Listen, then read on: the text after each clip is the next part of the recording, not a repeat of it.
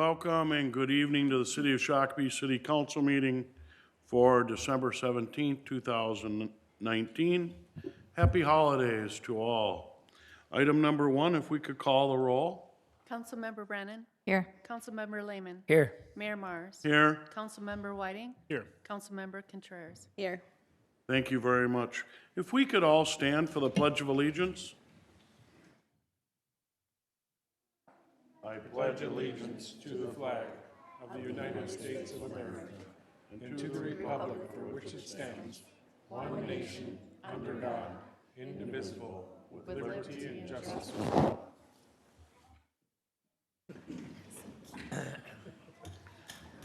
Thank you very much. Up next, Kristen, special presentation.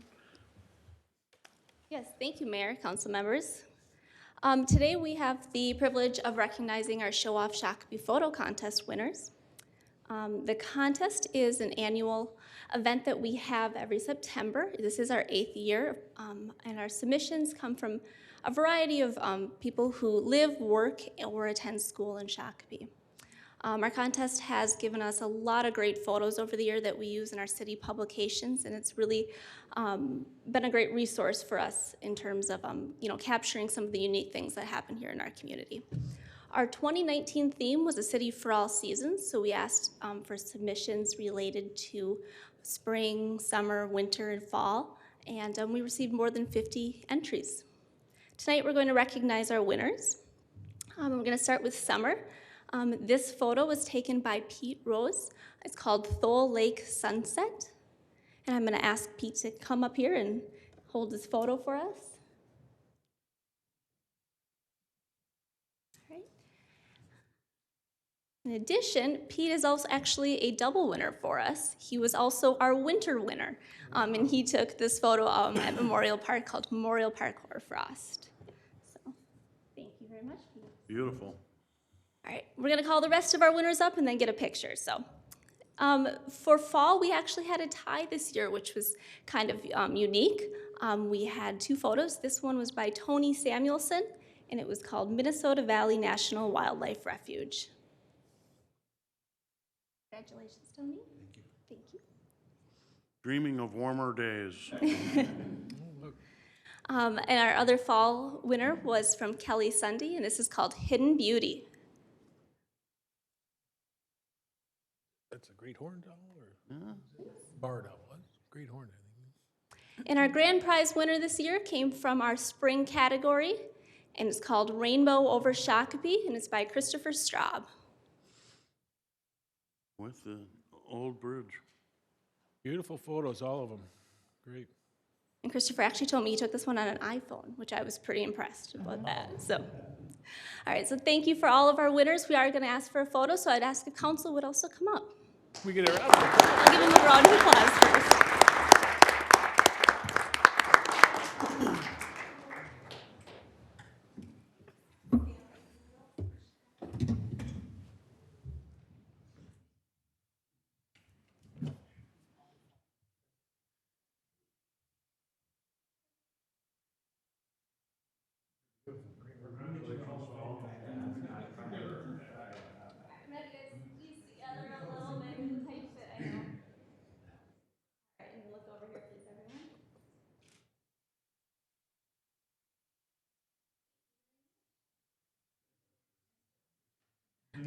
I will add that these photos will be on display here at City Hall, as well as the Shakopee Library, and we just decided to put them up at the community center too, so the community can stop by and see them.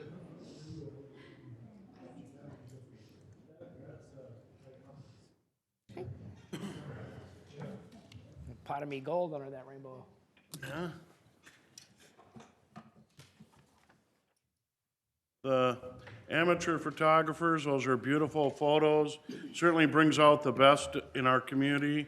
Thank you for your efforts, and Merry Christmas, Happy New Year.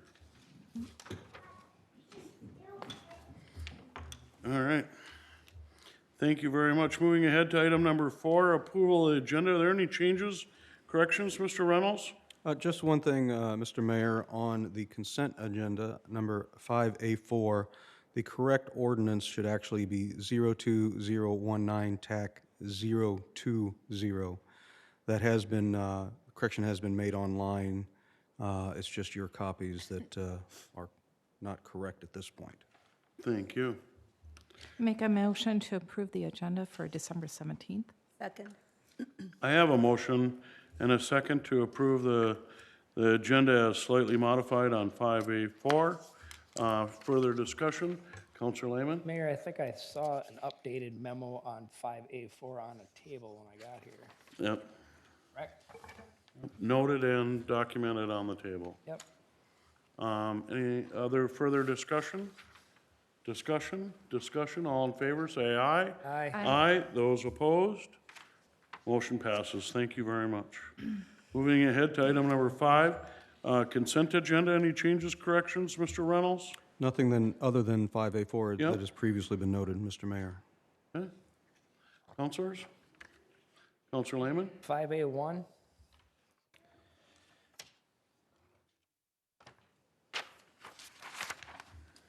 Then I'll move the consent agenda as modified. A second. Okay.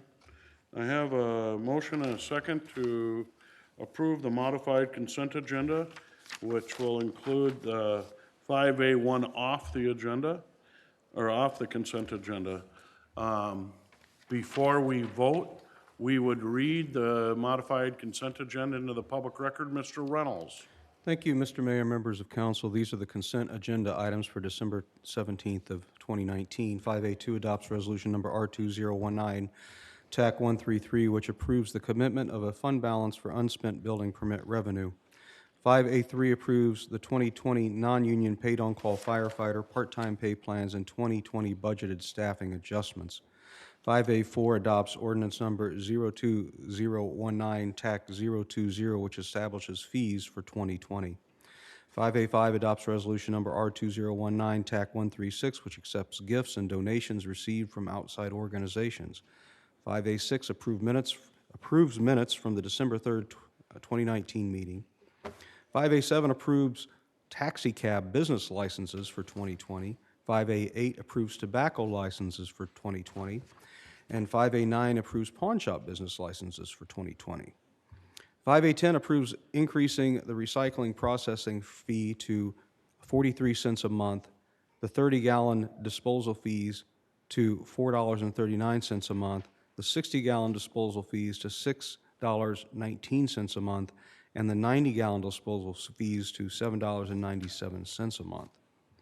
5B1 adopts resolution number R2019, TAC 137, which accepts a grant award from CenterPoint Energy. 5C1 approves Shakopee Youth Baseball Association's plans for field improvements at Tapa and Westminster Parks. 5D1 adopts ordinance number 02019, TAC 019, which amends the planned unit development district development number 1 at the Stagecoach PUD. 5E1 declares miscellaneous property held by the police department as surplus and authorizes its proper sale or disposal. 5E2 adopts resolution number R2019, TAC 134, which approves the 2020 Drug Task Force Agreement. 5E3 authorizes the appointment of Cody Hendricks to police sergeant at step 1 of the 2019 sergeant contract.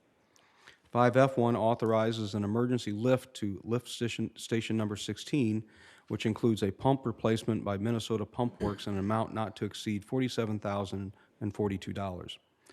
5F2 approves the purchase of a 2020 Ford Utility Police Interceptor from Tevador Motor Company and equipment set up from Emergency Automotive Technologies Incorporated in an amount not to exceed $43,417.21.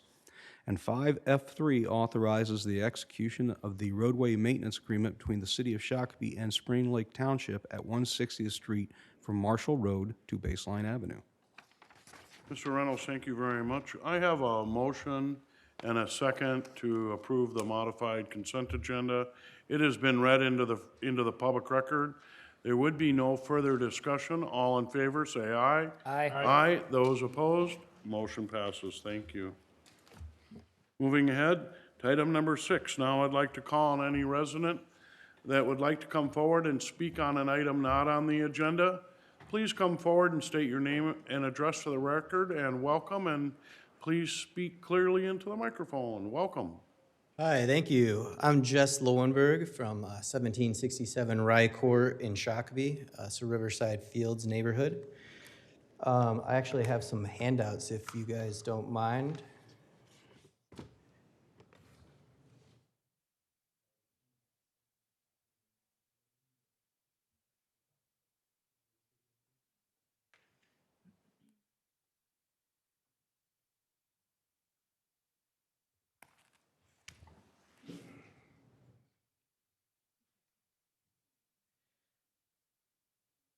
So again, my name is Jess Lowenberg. I'm a user experience designer and researcher for Pearson Education and GED testing. But more importantly, I'm a Shakopee and Riverside Fields resident for almost 11 years. I'm also a father to a 6-year-old boy that has dreams of being a professional hockey player, and a 4-year-old daughter that dreams of being a princess on Disney on Ice. But even, again, more importantly than that, I'm here on behalf of the Riverside Fields neighborhood. A lot of you have joined, if you could all stand up, that are here representing Riverside Fields, as well as, if you'll see in your pamphlet, there's a petition signed by 450 Shakopee residents and neighbors. Now, the majority of them are residents. There are a few in there that are grandparents that would also like to see this change.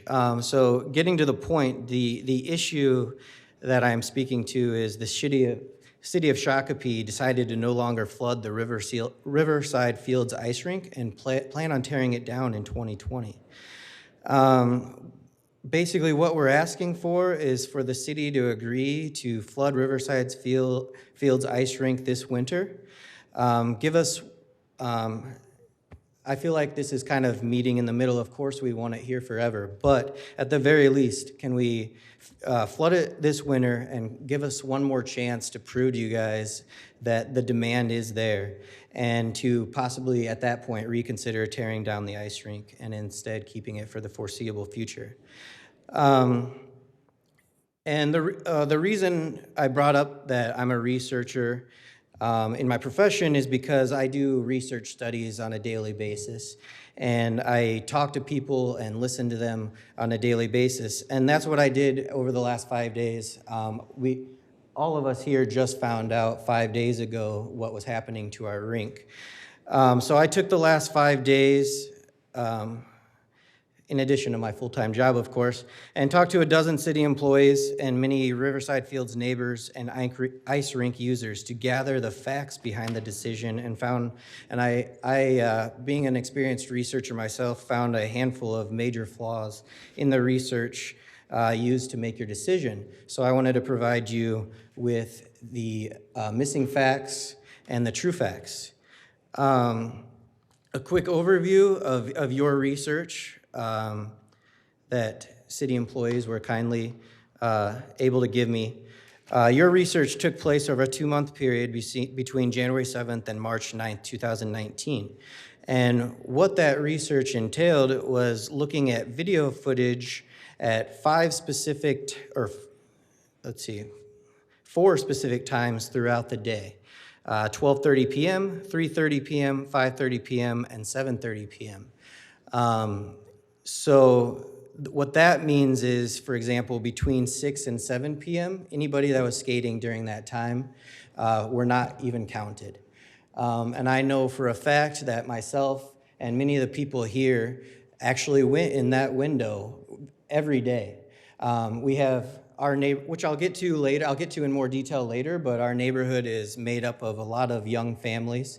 They're in bed by 7:30. We eat dinner at 5:30. We head to the ice rink and get back in time for bed. So the numbers below in this chart are only giving you a small picture, a small part of the picture. But even that, so these are your numbers again that you guys supplied me for 2018 attendance and 2019 attendance at the following rinks. And even with that limited data, again, a ton of quantitative data missing. But even with that data, you'll see Riverside Fields was one of 3 rinks that saw an increase from 2018 to 2019. I almost feel like I could stop there and that should be enough to give us our ice rink. But that, again, that's only a part of the picture, so I would like to keep going. If you want to turn the page, the 4 major things I found wrong with this study, I've already kind of spoken to one of them, but again, it did not, the people doing the research did not look at all the quantitative data.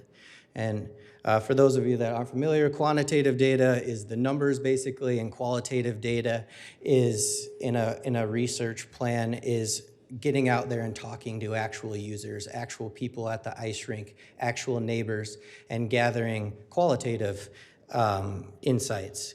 No research plan should only do quantitative or qualitative. To get the full picture, you really need to do both. The research appears, I mean, you guys do have numbers for 2 years, but you don't have numbers beyond that as far as I know. And it also appears you guys did not account for trends. Again, Riverside Fields is one of 3 rinks that showed an increase in usage. And if you go back to that chart, one of the rinks you're keeping, which is Southbridge, actually saw a 57% decrease compared to Riverside Fields that saw a 14% increase. Again, that should be enough to hopefully change your guys' minds, but I will keep going. You guys also did not look at the age of the neighborhood, the ages of the children in the neighborhood, or the number of kids within walking distance of the rink. So the rink, again, this rink cost $570,000, first of all, and it has only been open for 6 years.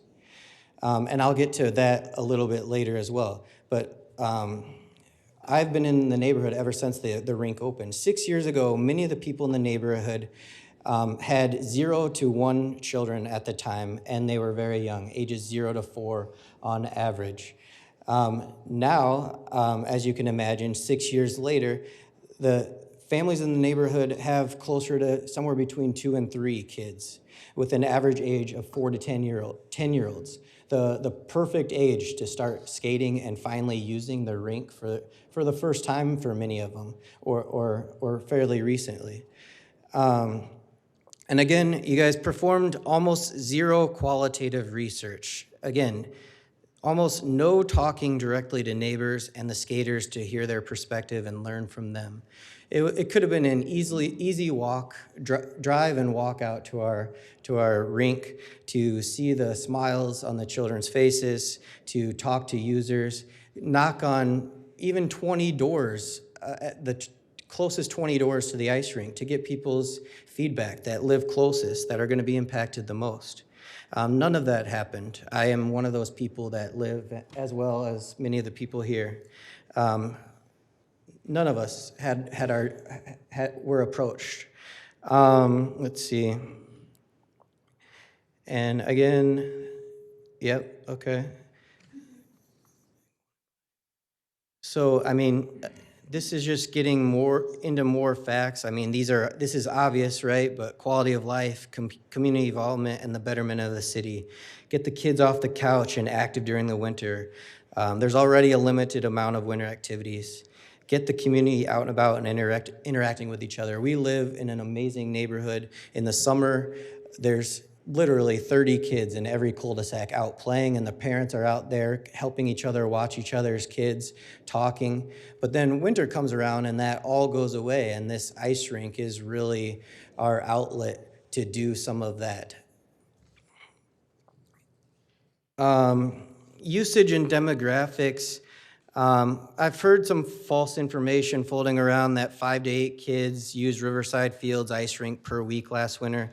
Again, according to that chart, that's just not true. I mean, even in your limited data, that it's more like 5 kids per day. And again, that is still only a fraction of what it actually was, because you guys just didn't do very good, well, not you guys necessarily, but whoever was doing it didn't do very good quantitative data research. And I have also heard that there was a false claim that there is no longer a demand for outdoor ice rink in Riverside Fields. I think my petition of 450 people, as well as everybody you see here, speaks to that not being true, as well as, again, in that chart, seeing the increase from 2018 to 2019, as well as what I've already mentioned about the kids in that neighborhood just starting to hit prime age to really utilize the rink. A lot of the kids still can't quite walk there themselves, but in a year or two, a lot more of them will. And a conservative estimate would be there's 400 plus children within walking distance, age 4 to 12 years old. That's kind of me eyeballing, right? Going out around the neighborhood, seeing and talking to parents. There's literally 30 to 35 kids on every cul-de-sac and every street. And then if you compare that to older neighborhoods like Southbridge, for example, Southbridge is an older neighborhood. A lot of the kids are more in the 16 plus range that are going to be moving on to college in the very near future. And so deciding to keep Southbridge doesn't seem like a good decision in comparison to ours. Now, I'm not saying get rid of Southbridge necessarily, but Riverside Fields is the more compelling neighborhood. It's impossible to expect 400 plus kids to walk across County Road 18 and County Road 21 to the Southbridge rinks in the winter. And then also, as you guys are probably aware, there's 73 new homes being built within walking distance of the ice rink. The Lennar neighborhood is right there, so the demand's only going to increase. Also, maybe an obvious one, but the new ice arena has really increased the excitement and demand for ice time. There's only 2 sheets of ice there, though.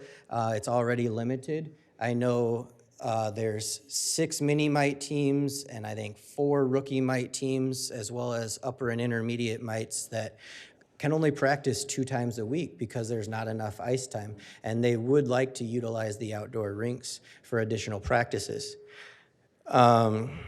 And one last thing about this topic, Riverside Fields neighbors, again, the whole community aspect, we were planning on holding potlucks one night a week at the minimum at the rink this year. And we just found out 5 days ago that we can't do that. So I wanted to try to touch base on all the aspects because I know certain things might speak to each individual more than others. But I talked to, again, a city employee. So when it comes to time and effort, he told me that it would only be 30 extra minutes per day to maintain Riverside Fields ice rink in addition to the other ice rinks.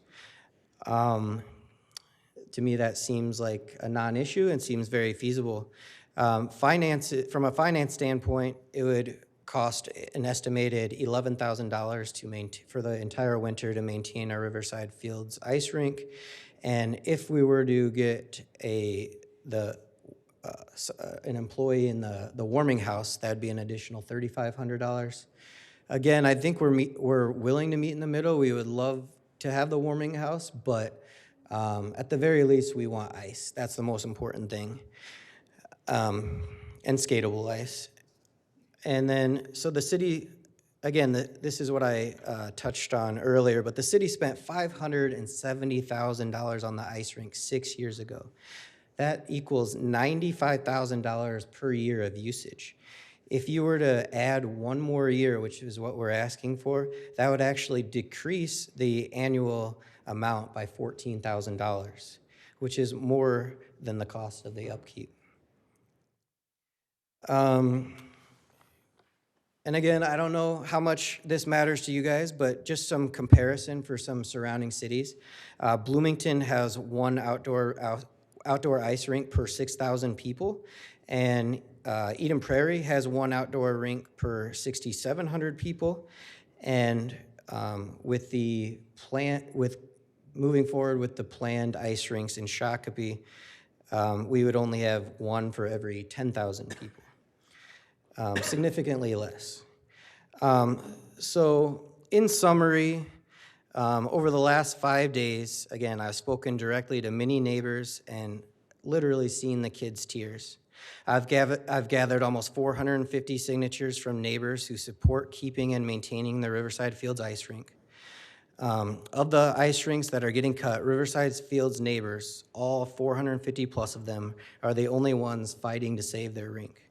Please listen to us, look at all the facts, and give us one more winter to prove to you that the ice rink is worth keeping permanently. Thank you very much. Just a couple other items in the packet. The plan for the new park is part of the reason as well from what I've heard of removing the ice rink. But again, that was not communicated to any of us, and every single image that has been sent out showing the new park still includes the ice rink in there. So that's the good thing about it, right? Like, it can stay the way it is, and you can add more trees around the ice rink and make everybody happy. We're all very excited about the new boardwalk until we heard that meant the ice rink was going away 5 days ago. We feel like there's room for both. And I guess I would kind of like to open it up to questions from you guys, and also hoping to get an understanding of what's next. What are the next steps? Mr. Lauenberger, thank you very much. You have questions, Jay? Not a question, but I wanted to say appreciate your tenacity on this, and you've got a lot of your neighbors involved, and I appreciate that. Unfortunately, we can't move on anything tonight. Okay. But you put together some great research, and I would suggest, I'm sure you've worked with city staff on this already? I talked to them on the phone to gather the information, but beyond that, not really. I mean, the people I talked to kind of said they were not the decision makers. So some of them supported us, some of them didn't. They didn't want to, those that supported kind of wanted to stay out of the political side of it, as you can imagine. But they also kind of acted like their hands were tied. Thank you. Other questions? Councilor Lehman? What's next in the process? Since we're not allowed under our own council rules to take up this matter in front of us under other, number 6, recognition of involved citizens, the next step would be for one of us to ask staff to bring this back at our next meeting and see if there's support on this body for that to come back. With that being said, I'd make a motion to direct staff to bring this item back at our next meeting. I have a motion and a second. Before we do that, Jay, did you want to comment on any of this newer information here, at least in this? I know you just got this as well, so. So Mr. Mayor and Mr. Council. Mayor, if I may, if we're going to bring this back, why don't we bring it back and have a discussion on the issue? At that point, we will include all the information that the gentleman has provided as part of that, and then the council can make their decision. Oh, very good. And when is the next meeting? January 7th. Okay. Okay, thank you. Thank you for your effort, your report. Do appreciate it. This is a time when a citizen can come forward on an item not on the agenda. Huh? Oh, I'm sorry. There was a motion on the table. I apologize. Motion to have staff look at this and bring it back. Second. Further discussion? All in favor, say aye. Aye. Those opposed? Motion carries. Thank you very much. Good evening and welcome. Good evening, Mayor Myers, Council. My name is Nick Atkins, and I own a business in town. I live at 1369 Dunedin Drive. I've spoken with a few of you. My family and I moved in April, and I'm here to ask for help with an encroachment agreement and a utility easement on the west side of our property. Our backyard is on a steep hill Majority of it is unusable. I have a small area of green on the west side of my property. Most of the only flat part of that green is in the western 15 feet of my property. The rest of it is a hill, it's mulch, it's unusable. I have 2 children, they're 9 and 5. And our son, who's 5, has a disability, has special needs. He lives in a fight or flight mentality. It's not uncommon for him to take off and bolt, and he takes off running. We live right across the street from us is County Road 78. And he's been known to take off and run. It's a big worry for us. The fence would keep him contained and safe while he's able to play outside. His doctors have recommended and told us we would need to get a fence to keep him safe while he's outside. His medication does help some, but it does not eliminate his flight episodes. Installing a fence 15 feet in on our property cuts any usable space that we have to kick a soccer ball, throw a baseball with him outside of that. After learning about this easement, we looked into regrading, re-landscaping our yard. It's not possible with the 20-some foot drop we have. And had we known at the time, we would never have bought the house, knowing that we couldn't put that fence there. I've been, for the last 5-6 months, I've been trying to go back and forth and work between Spuck and the city here. I've been told initially that it is a Spuck easement, to go over and work with Spuck. I have talked to Spuck, and they said, no, it is a city easement. I have come back to the city.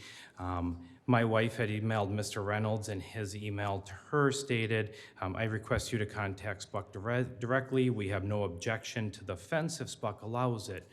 I then at that time went back to Spuck, worked with Mr. Crooks. I had a good conversation. It sounded promising. He said he would get back to me. I hadn't heard back from him. Based off that information, the fence company called. We had a down payment down. They said, we have a week to put it in. I put it in. I never should have done that. So I then went back to I reached out to yourself, and Mr. Reynolds again. Mr. Reynolds had stated the issue in November is a Spuck easement. I need to address it with Spuck. I then went to a Spuck commission meeting and talked to them, and they said, hey, don't take, because I was trying to get the contractor to come in and pull it out. They said, don't take it out. Come back in 2 weeks at our commission meeting, and let's see if we can get somewhere. We'll try and work with you here.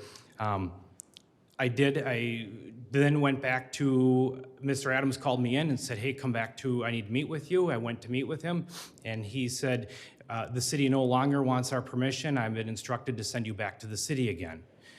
So I have gone back and forth, and if we're allowed to put this temporary fence in the easement, we are fully aware and responsible for any and all costs associated with moving it and or replacing it. Should that water line ever need to be worked on, Mr. Adams did tell me that fence poses zero threat to their water line. Again, I'm asking for 5 feet for a temporary fence. And I'm stuck between the two, and I'm asking for a little help or assistance. Mr. Atkins, thank you, Mr. Mayor. I would suggest you talk to staff. I think this is a planning commission if it's not a Spuck issue. No, this is an easement that Spuck has for their water line. Right. It's a water line easement. There's an 18-inch line, water main, that runs directly under the fence. So it is a Spuck issue. It is not our water line. I talked to you twice. This fence is in illegally. We directed you to Spuck. Spuck said no initially, and then now I know you were there 2 weeks ago. I also don't know if you were in there in person yesterday, but I did read the packet and saw the letter that you just read. And so what was the outcome of that item on the agenda, Councilor Lehman? Mayor, just one clarification before I forget. The reason that you came back 2 weeks later to the utility upon your initial visit to the meeting, same as this council, it wasn't on the agenda, so they put it on the agenda for the follow-up meeting. Just want to clarify that, just like we would. My understanding is that the last email between the city and the utility from the city was that the city was going to do an encroachment agreement 5 feet off, is what I read. So first thing is, I was told I could not come back to their meeting yesterday by Mr. Adams via direction from he told me the city said I could not come back. But the next thing is the city currently is allowing me to go 5 feet into the 15 feet easement. I'm asking, I know it's on the line, I'm asking if I can just go 10 feet into that easement, keep it 5 feet off the property line. It would mean a lot and give me a area where I can play with my son and keep him safe. Counselor Lehman. Mayor, if I may ask the liaison to the utilities position, if I understand it, is they're allowing to 5 feet into the easement as an encroachment agreement with the city. I'm pretty sure that's what I read between the city and the utility. And you're telling me that's unacceptable to you? The 5 feet doesn't, trying to kick a soccer ball with 5 feet of flat green, I'm asking if I can have 10 feet, keep my fence 5 feet in from the water main is what I've been asking for. Counselor Lehman. Mayor, the city is correct in stating that this is a utility main water line that serves more than just your property.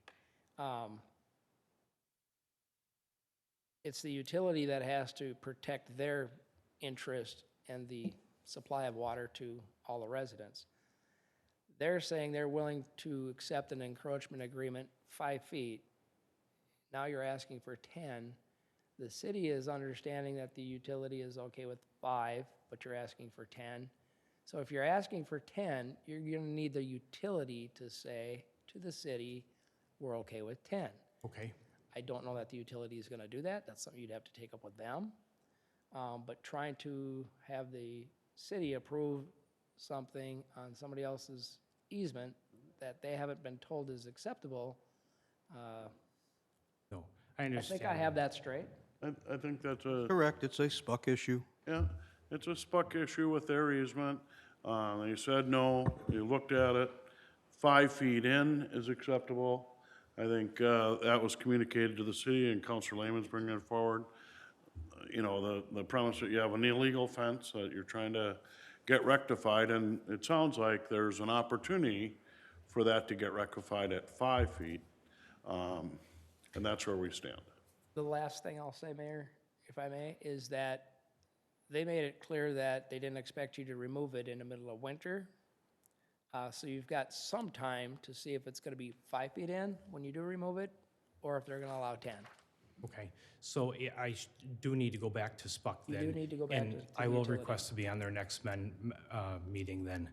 And you need to ask or tell that the 5 feet that they're willing to allow isn't acceptable to you, you'd like 10. Okay, And if they say no, then you're stuck with what their decision is. I understand. Wonderful. Good luck. Steve? Mayor and council members, if I can add, it's a city easement, period. SPUC has the rights to use that easement, but it is indeed a city easement. So ultimately, it's the city's decision. Initially, SPUC said 0 encroachment. 0, you cannot encroach on it. Right. And then I personally worked with John Crooks and group to figure out a plan to allow a 5-foot encroachment, and they agreed to that. So we can go back to them on our end as well and ask if they would consider a 10-foot easement, just to make sure there's no pointing All at- of the utility easements are city easements, but the reason the easement exists is because of the SPUC water line. Infrastructure in the ground. Correct. And who, I would greatly appreciate that. Extra 5 feet to put my temporary fence would mean a lot to my family. And the point I wanted to make, it would be the city council's action to sign that encroachment agreement that comes back to you. It's not an agreement or anything with SPUC. It's an encroachment agreement with this body and not with SPUC, but with their Councilor approval. Lehman?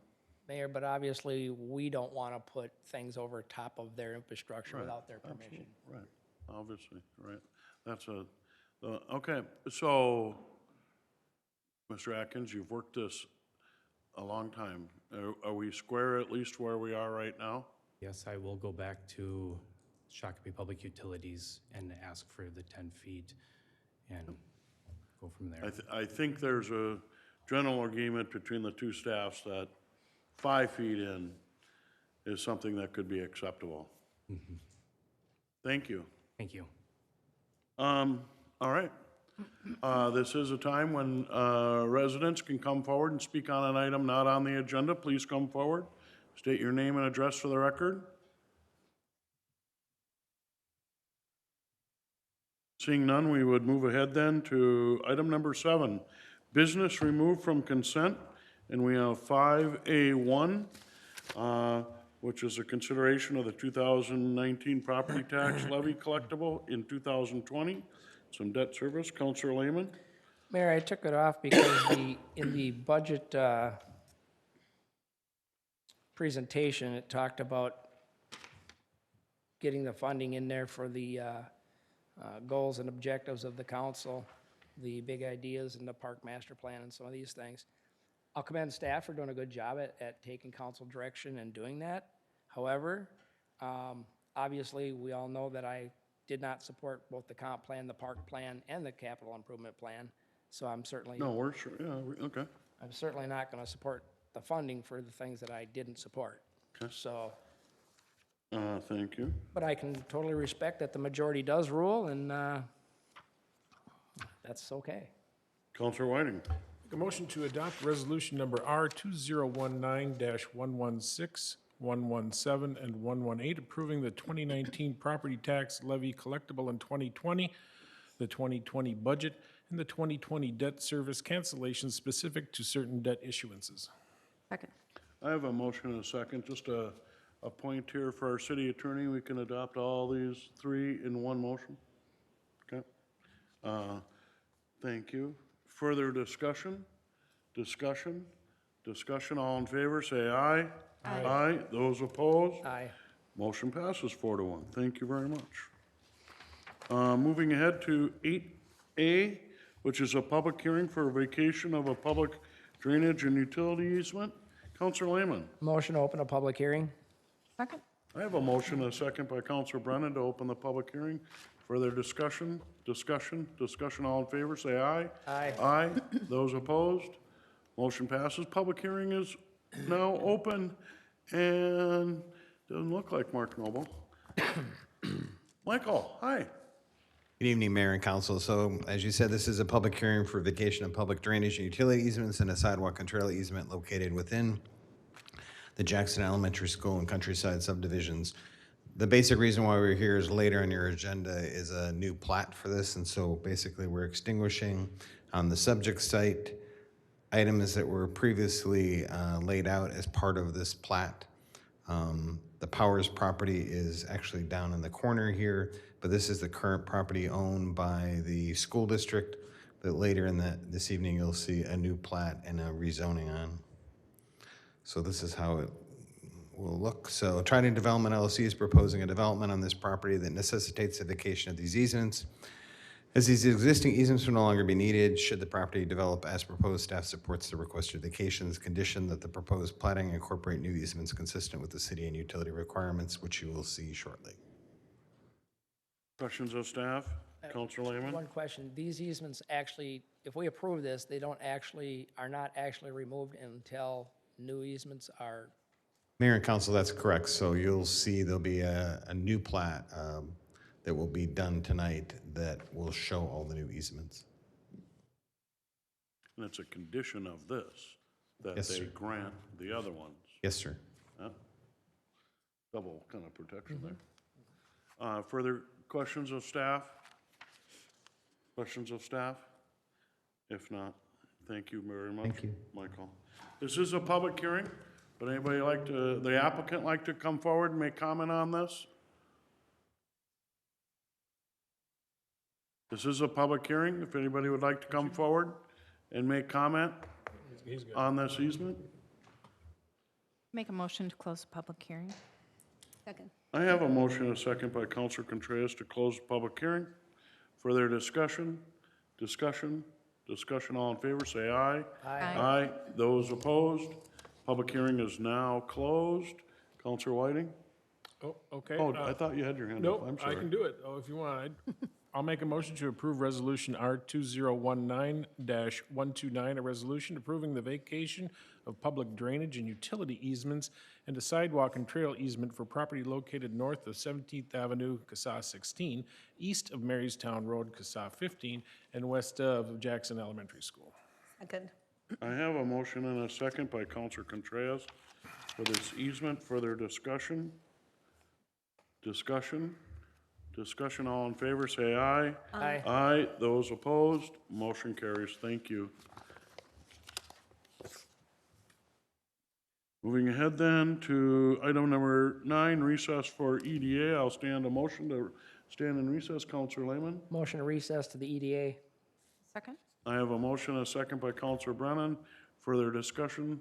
Discussion, all in favor, say aye. Aye. Aye. Those opposed, motion carries. We are now in recess. Mr. President. Thank you, Mr. Mayor. Let's call to order the December 17th, 2019 meeting of the Shakopee Economic Development Authority. Please make note of the roll.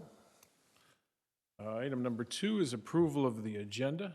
Mr. Lehman? Mr. President, I'll make a motion to approve the agenda. Second. We have a motion and a second by Contreras. Any comments, questions, discussion? All those in favor say aye. Aye. All right. Agenda's approved. Item number 3, consent is the EDA minutes. Mr. Mars? Mr. President, I offer the EDA minutes for December 3rd, 2019. Mr. Brennan, you want to get in on this? A second. We have a second by Mr. Brennan. All those in favor? Aye. Any opposed? Motion carries. Item number 4, general business. Item 4A, the First Amendment for contract for private development for the DECO in Shakopee. Mr. President and board members, this is considering the former City Hall site. We call this the gift that keeps on giving. So the developer has been working away. As many of you can see, downtown, the hole has gotten pretty large. But as the project has progressed, they have run into some significant issues along the way. Several of which were surprised. One is they've hit actually substantially more bedrock than even their own survey showed. They took a piece of bedrock out yesterday that was the size of a car, and it was so big they actually couldn't break it up. The other thing they found was a substantial amount of contamination from a dry cleaner that was formerly located in the Bill's Toggery building that seeped into the site. So what they're asking for, basically at the closing with the bank, they actually wrote us a check for $250,000, which they weren't supposed to, but they couldn't close without us taking that check. We've been holding an escrow, so basically we're asking tonight for 2 things: to give them back the $250,000 that they gave us at the closing that was not part of our original development agreement, and to also fund up to $50,000 out of the tree fund, the street trees that are in the project. They're in the process of value engineering the project right now and feel still pretty comfortable to be able to bring it somewhat close to the original budget with this assistance. And the developer's here tonight to answer any other questions. Questions of staff? Mr. Lehman? When we originally had the asbestos and stuff abated in this property, I believe the city picked up the cost for that. I don't recall what it costed. I guess the question I have is why was, apparently they didn't find it all or something. Why, how did that happen? So, Mr. President and members, when we didn't take the foundation out for the old City Hall because it was holding up the train tracks and the street and the alley, so there was some level of asbestos they identified on the top of the foundation, but it covers the entire foundation and the footings, so that substantially increased their costs for removal. If you'll see right now, they had to drill caissons down to be able to hold up the train tracks, the street, and the alley. The dry cleaning fluid was a surprise. We had it tested and didn't show up. The bank actually at the closing decided that they were concerned because they knew there was a dry cleaner next door and they've been stuck on some other projects. So they started doing the testing and actually found very deep, a very large dry cleaning fluid deposit. So it was never found when we did any of our testing, but when they did their deep soil borings, it's down, that's a pretty toxic chemical, and it's worked its way down under that adjoining building, way under the parking lot and under the old City Hall. So what they're doing now, that soil becomes contaminated, we're actually the responsible party. The Minnesota Pollution Control Agency gave us a letter of non-responsible parties so that, potentially we can't be sued for it because we didn't cause it, but we're responsible for the removal. The developer then took on that responsibility to remove that soil. So all that soil coming out of there, because it's come in contact with perk, is being hauled out and has to be treated before it goes to a landfill. Mr. Lehman? Do we know where this is coming from or where it came from? It very likely came from a former dry cleaner that was in Bill's Toggery that's no longer there, and it was probably a long time ago. That was a chemical, I remember growing up, you used to come home and your clothes smell like it, and it was like, oh, that's an interesting smell. Well, it turns out that's one of the most toxic substances on the planet. And back in the day, we have this on some other sites in the city. In fact, the building you're sitting in, there was a huge release we found out after this building was built right next door. So we did hire our geotechnical consultant that went out and pierced the parking lot, pierced the foundation here to make sure that stuff's not coming towards City Hall, which it's not. But it's a pretty toxic substance today that back in the day, no one thought anything about throwing it out the back door probably. Laws were really different back then. Yeah, perchloroethylene, what can we do to abate what's down there? Is there any other areas that have that we can try and? Mr. President and board members, so what will happen on this particular site is, so they're hauling out the soil. You can't haul all the way down to the, earth. But they're taking all that soil out. You'll see some sand and rocks they're bringing in. They're gonna lay a new base down there, and then they'll be putting in an impenetrable vapor barrier basically in the basement, so that soil does not come, that contamination can't come up into the new parking garage. We have the same issue, if you remember, over on the River Bluff site. So where that laundromat is today, that was at one time a dry cleaner, and that is anywhere from, I think, 100 to 115 feet deep, but it is perking up. When they did the drilling there, we're aware of that. So they have redesigned that site to limit the penetrations where there's contamination. They're also gonna vent out that garage so that it'll be more open, and they're putting also a pretty substantial vapor barrier. But because that showed up over there in pretty high levels, the developer was aware of that. I mean, to be honest, that's our old site was all paved, so. Is this stuff still in use today? Some places, yes. And there are other sites in downtown that have issues, I can tell you. This is kind of a lender's worst nightmare and a property owner's worst nightmare. So, and unfortunately, it's hard to go back because that company is long gone, and people are long gone. And again, it was one of those chemicals back in the day. Everybody used it because it was a great remover of stains from clothing. Worked. Any other questions of staff? Mr. Mars. The dirty dirt is expensive, whether it's a dump or hazardous chemicals, and environmental laws have changed over the years for the better, but dealing with this old stuff from laws a long time ago is just difficult. I'd like to offer resolution number E2019-23 is for the First Amendment to contract for private development with Deco LLC. Oh, I read that wrong. Approve E2019-23 approving the First Amendment of private development to Deco Shakopee Limited, and authorize the president and executive director to sign any necessary documents. Second. A motion and a second on the floor by Contreras. Any discussion? Mr. Lehman. If I understand this correctly, this is gonna cost $250 and $50,000 for trees. I believe that's I have a not comment correct. on the money. Go ahead. So, Mr. President and board members, so the $250 is really their money. It was not in the original agreement for us to get paid that, so we've been kind of holding that money because we knew at some point something was probably going to happen and we were probably going to have to give it back to them.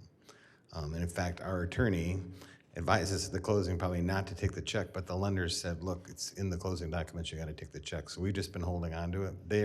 That $250 was to reimburse the city for the demolition and asbestos removal of the old city hall, but that's actually built into the TIF note.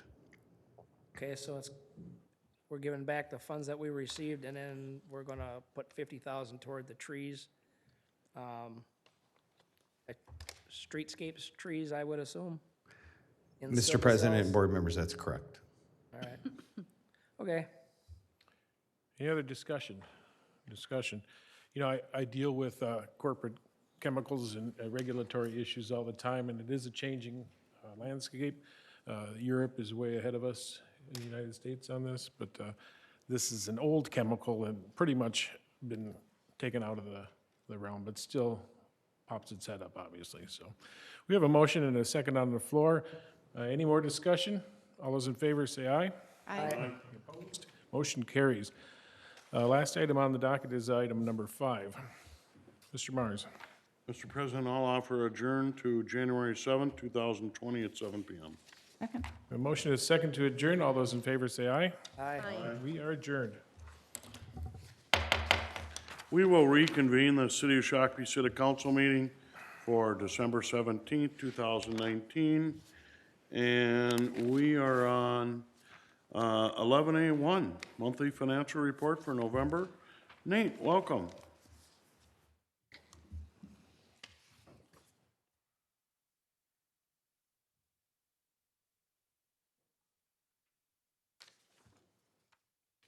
I'll find my mouse here. Good evening, Mayor and council members. Nate Reinhardt, Finance Director for the City of Shakopee. In front of you, as long as I can get it open here, is the November monthly report. Through November, we're 92% through the year. Overall, for the general fund, we're anticipating ending the year with positive results for the fund in comparison with the budget, as well as results ahead of, at this point of 2018 last year. See if I can.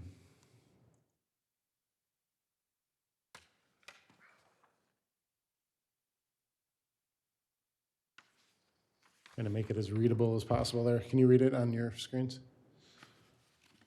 Move it up one. Yeah. On the revenue side, taxes will be below target until December when we receive our second half property taxes. Special assessments continue to be a negative amount due to the payment to the service provider for delinquent garbage assessments, which with the second half collection with assessments will reverse that negative amount. Licenses and permit revenue remain strong, $245,000 in collections in November. We're tracking to exceed the budget there by $2.6 million for 2019. Then although it's a relatively small dollar amount, fines and forfeits exceed the budgeted revenue amount for 2019.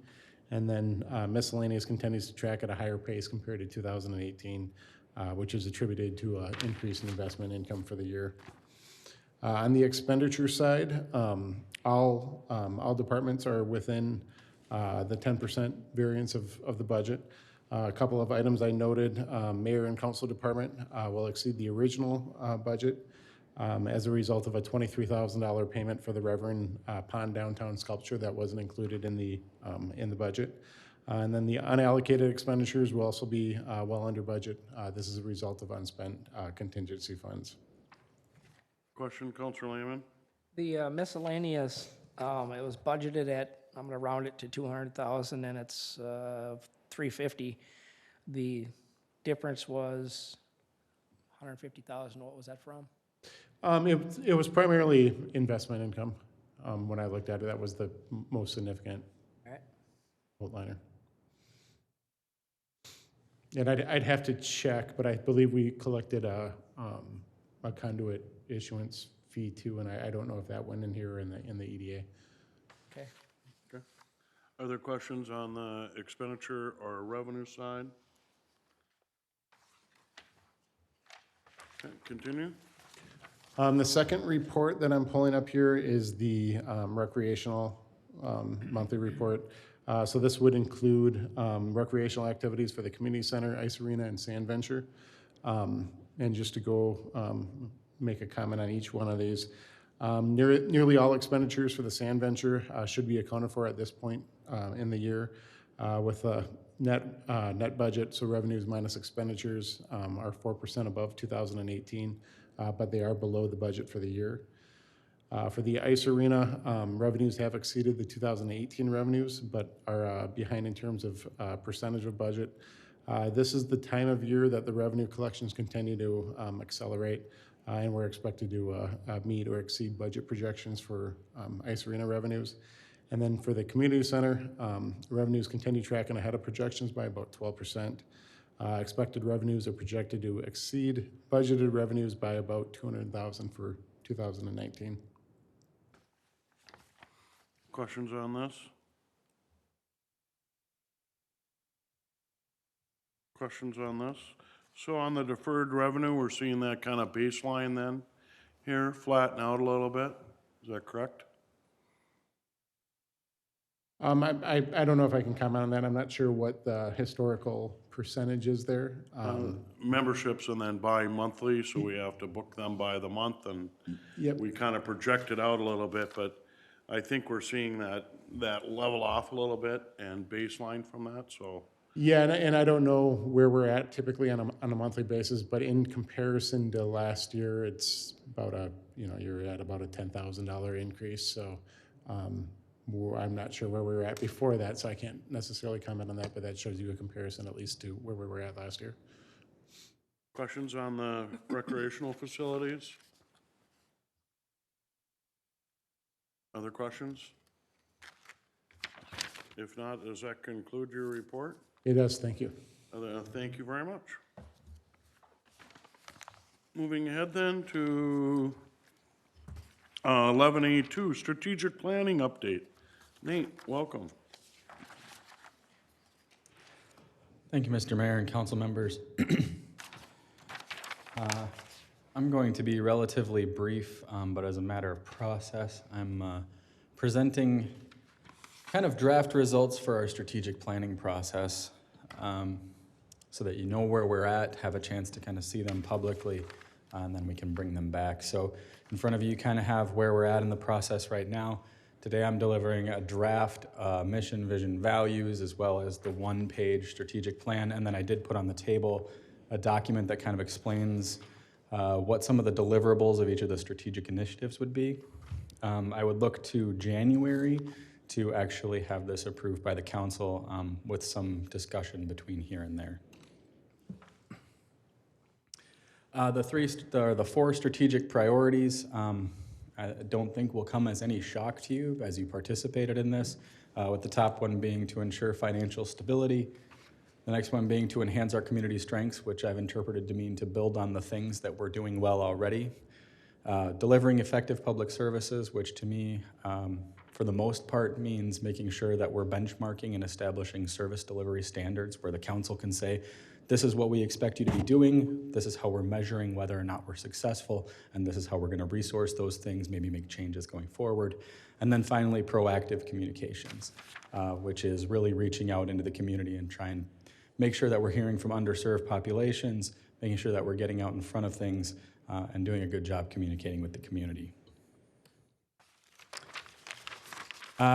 Briefly, you do have the one-page strategy document. It is a draft format in the packet. I want to make sure that you understand the way that that flows is that you have the strategic priority, which is kind of the highest level priority. Under desired outcomes is what are the things that we're going to use to say that we're moving in the right direction. Key outcome indicators are actually things that we can measure and report on. Targets are the things that we are specifically measuring and which direction we're trying to go. And the strategic initiatives are the things that we are actually doing, projects that we are taking on to try to influence our desired outcomes. So if you ever need any help kind of understanding how those things tie together, I am more than happy to sit down and talk you through that. But that's just kind of a briefing on it. You also have the vision and mission in there. They are different from what we are currently using. We currently have kind of a consolidated vision and mission. I've talked to a lot of staff, a lot of our leadership, and we actually really like what we came up with.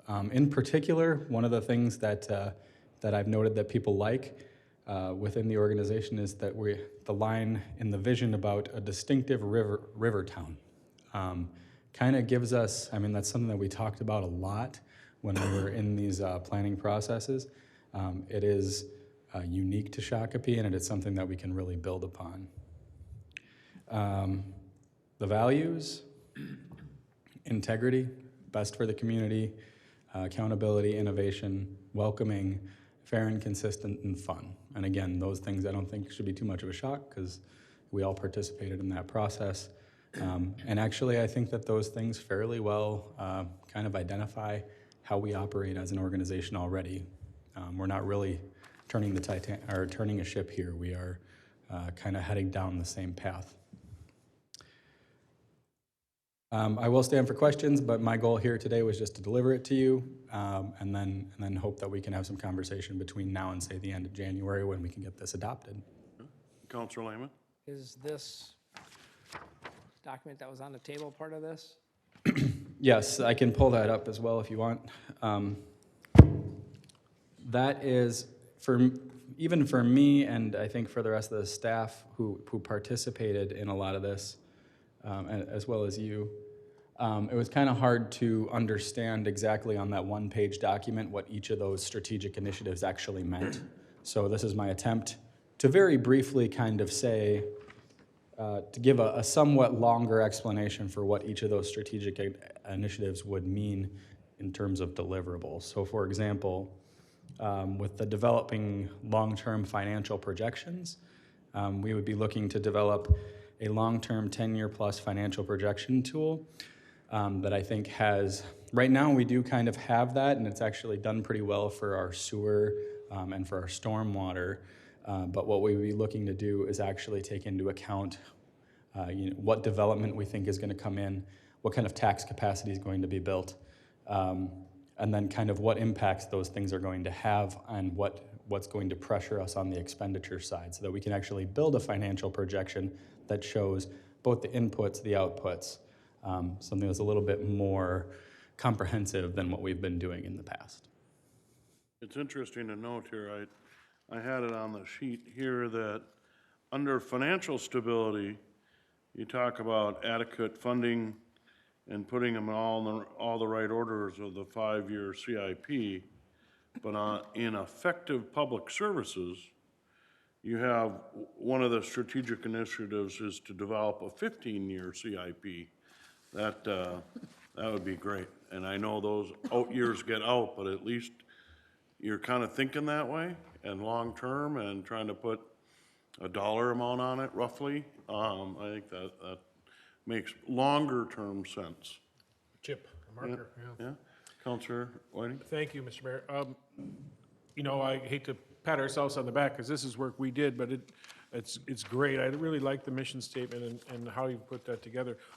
But what we didn't see on this is how you were gonna, we talked about some of these indicators and things, but some of the targets and the indicators really flesh out the idea and how we can measure it. And I think that's the important piece here. Because you can have a goal, but without some way to measure it, you don't know where you're at and where you're going. So I appreciate that, and I think with a little fine tuning here with some numbers, I think we're right on course.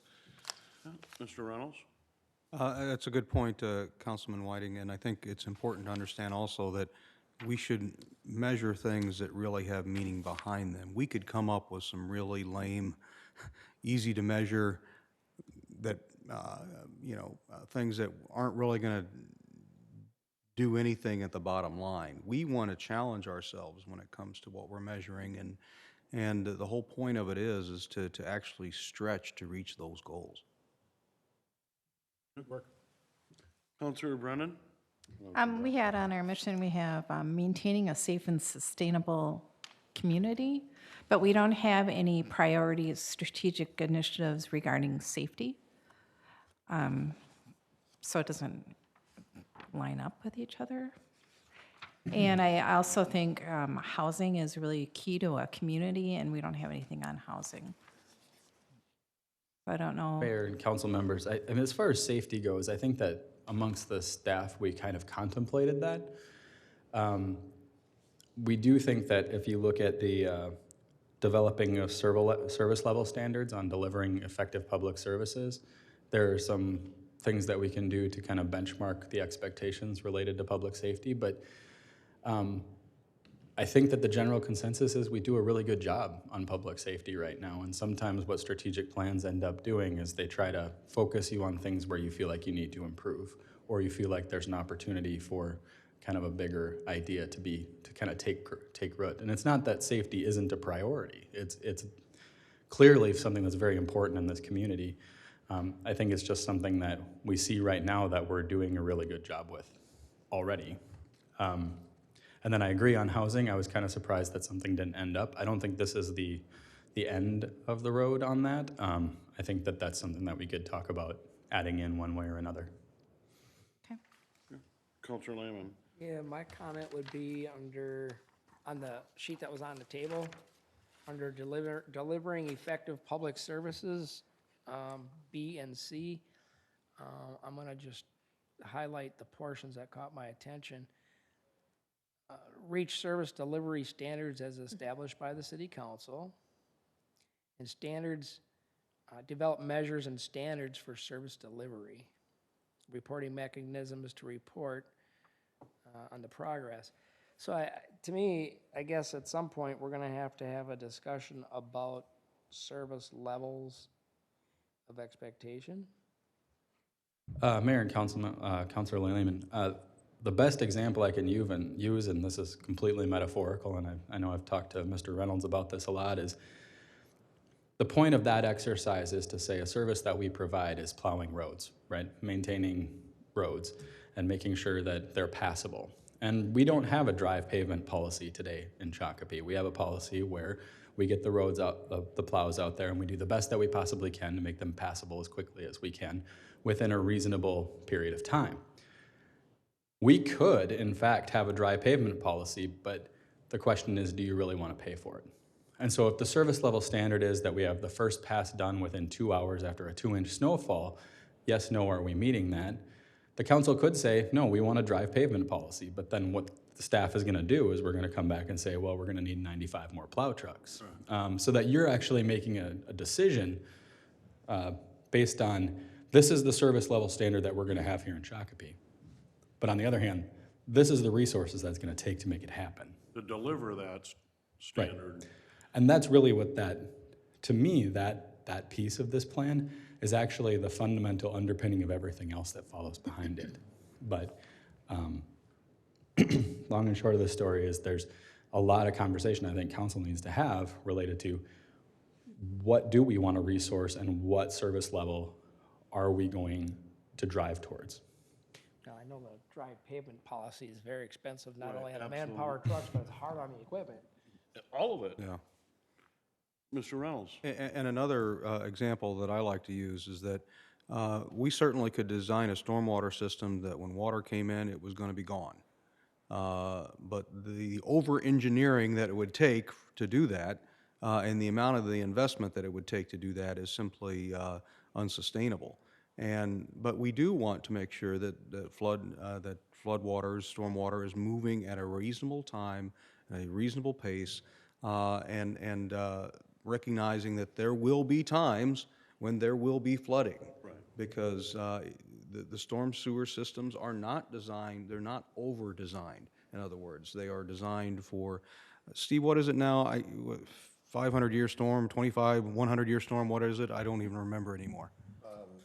Mayor and council members, there are different design levels for Yeah. roads versus structures, so anywhere from a 2-year event to a 100-year event, there's several different design standards, so. 100-year events happen more often now, too. And that may be an opportunity for more conversation, but again, it comes back to, well, we certainly can do those designs. It's the impact to the taxpayer that's gonna be the issue down the road. Cause and effect Mayor? and expense, Councilman. A good point, cause and effect, exactly. If you get rid of all the water immediately, you lose a lot of your infiltration, and we want to be an infiltrator. Well, too, or better water long-term. We need to be an infiltrator. Right. So it's I a think balancing act, There's an really. example, but yeah. It's a balancing act. I always think, service levels, the height of your grass during the summer, or, the snow plowing, and, last year we had some bigger snow events, and, it took a little longer, and that's understandable, but, cause and effect. I know my phone rings off the hook, and, you just get that, and you gotta be a little patient, and, I make, I grew up in Duluth, and they had their big blizzard a couple weeks ago, and they have the largest grader fleet in the state of Minnesota, and what they found is that they're not investing in their equipment, and they had about a 35% failure rates in their graders at the highest time of need, which was 8 hours after the storm had stopped. And then that impacts, the storm stopped at noon on Sunday, and they were still plowing on Wednesday and Thursday. Counselor Lehman? I'm gonna give an example. Okay, I admit, I broke city code. Uh-oh. Can you speak louder into the mic? When it was 120 degrees out in the summertime, I intentionally let my grass be higher than normally because I didn't want it to burn up. Okay, so there's a little bit of give and take here that is just common sense, okay? We're not gonna run around and tag people because their grass is 7.5 inches and it's 120 degrees outside. If I cut it down low, it's gonna burn up, and I don't want that to happen, So there's a little, it's a lot different than the yard that hasn't been mowed, it's 3 feet deep, it's full of weeds, and nobody maintains it at all. I get it, okay, there's a difference. Well, I think that from my blush on our vision statement, a place where people want to be, the distinctive river town, business, culture, recreational opportunities, welcome and attractive. These are key words that popped out in my mind. I like that. This values, the integrity, best for the community, accountability, innovation, which I think our city has done in the last many years. Welcome and open and fair and consistent. Those are the words that popped out and really got to me, at least on that. And I do think that I really enjoyed this document that had it all laid out, and then the targets and what type of percentages that we'll put some numbers to eventually. So thank you for that. Is that it? And we will see this back in January, February? My hope is January, correct? Yep. Okay, thank you. Moving ahead then to planning and development, 11B1, preliminary and final plat of Powers First Edition. Michael.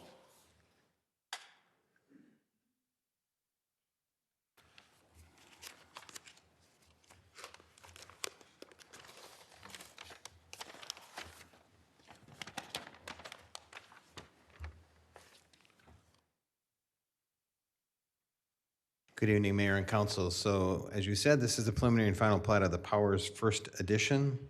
So this is the property that we're talking about. This again is a combination of the former Powers property and the property currently owned by the Shakopee School District. This is what we'll end up with. We'll have Lot 1 up on the, get this to work. Lot 1 will be up in the northernmost portion, and the rest of this will remain an outlot. So this is what we'll end up with. So the Trident Development LLC is proposing a development of property located north of 17th Avenue, County Highway 16, east of Murraystown Road, County Highway 15, and west of Jackson Elementary School. The property is 11.33 acres, presently zoned B1 Highway Business. That requires a preliminary and final plat approval of the Powers First Edition. The first phase of this development will be a proposed construction of a 15,000 square foot VA clinic on a 2.43 acre lot with a 16,000 square foot medical building on a 2.76 acre lot and 120 unit apartment building on a 3.77 acre lot, which will both be future phases will require a final plat approval at a later date. The proposed plat complies with city code requirements, and therefore staff recommends approval subject to the conditions noted in the draft resolution. Principal discussions, traffic study was recently completed. The Trident Development Transportation Study attached to the staff report, which studied 2 alternative accesses to and from the site. Although additional study is necessary, staff supports access alternative number 1, which is a right-in, right-out on Murraystown Road, County Road 15, is a better option than access alternative number 2, which is a right-in, right-out on 17th Avenue, County Road 16. The city, if you remember, is currently conducting a corridor traffic study in this area that will determine this project's cost share for the regional improvements. That's the study that was brought to you several council meetings ago that's looking at the potential for 4 roundabouts from basically High V down to this site. Staff has included conditions of approval pertaining to this type and timing of the accesses to this development in the draft PUD ordinance final plat resolution. You'll see the PUD ordinance shortly.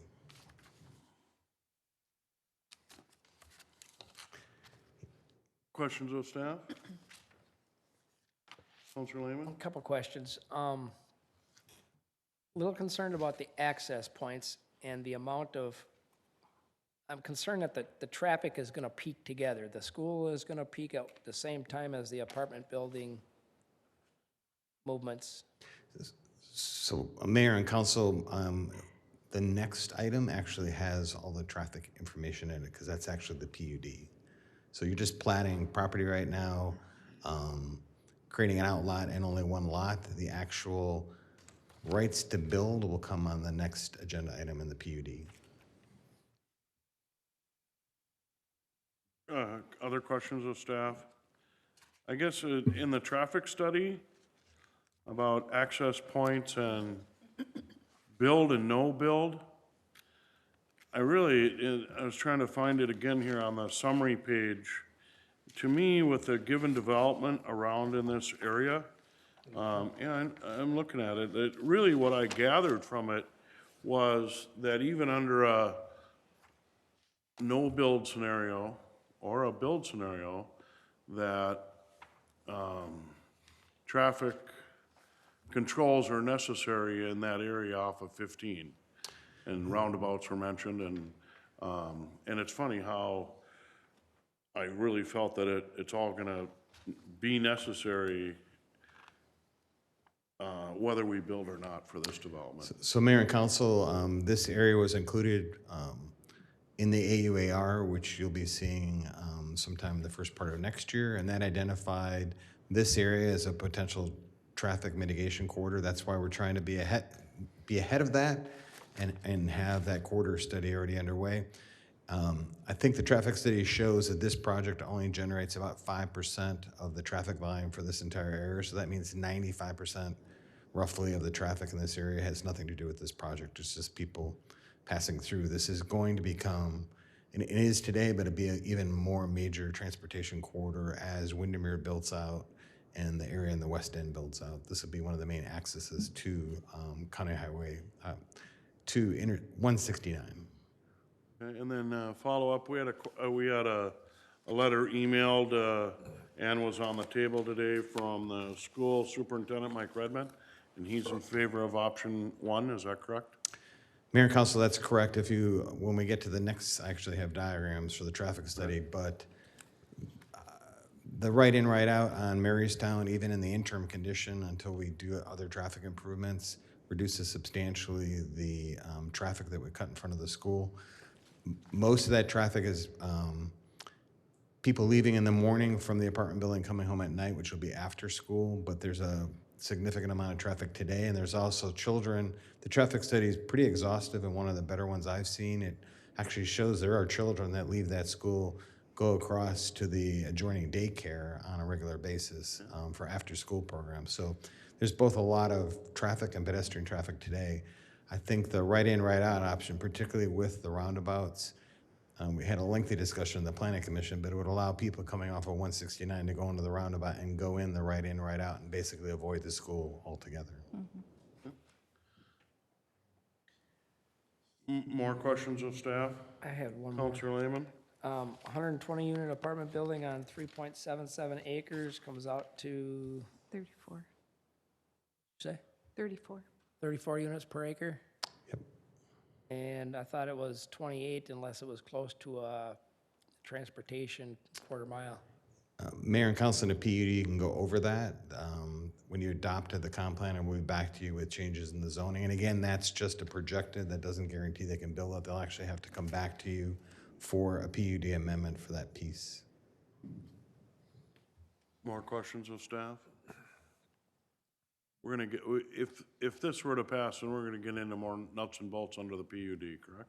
Mayor and Council, that's correct. The reason why we're moving as quickly as we are in this, the VA is under significant time pressure and has to close this year on the property and be under construction as soon as the winter breaks because they're in a current lease situation, and based on their design parameters, this was actually one of the best sites in the region for this facility. And so this is a substantial upgrade from the current facility.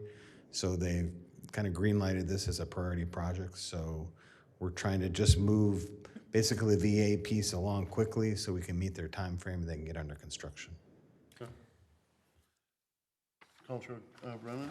I would like to make a motion to approve resolution number R 2019-130, a resolution approving Powers First Edition preliminary and final plat for property located north of 17th Avenue, CASA 16, and east of Marystown Road, CASA 15, and west of Jackson Elementary School, and move its adoption. I have a motion. Second. And a second from Counselor Whiting. Further discussion on the preliminary and final plat? Further discussion? Discussion? Counselor Lehman? So we're making one lot by this action. So Mayor and Council, you're creating one lot that is potentially buildable if you pass the next item, and that's the parcel that's on the northernmost up against the highway. The other two lots will not be buildable. They're in an outlot. Well, in the diagram in this packet, it shows one big lot, and that's what we're creating. Correct. So, Mayor and Council, public hearing removed all the easements from the old parcel, now combines the former Powers Homestead Farm area with the piece that used to be Powers that the school district bought, making one large lot. And now what you're doing is creating one lot in the top out of the large lot that can be built on if it gets zoned. This was two different lots. It was, Mayor and Council, more. It was, I think, 3 or 4. And then we're gonna come back later for the other, one lot is gonna house the potential VA clinic and medical building. Mayor and Council, no. So the uppermost lot will just be the VA. That's all you're approving tonight. At a later date, they do not have all the details worked out. They're going to come back for a separate medical office building that is not part of the VA, and a apartment building, and the number of units, for instance, for the apartment building hasn't been finally decided because they're still doing their market study.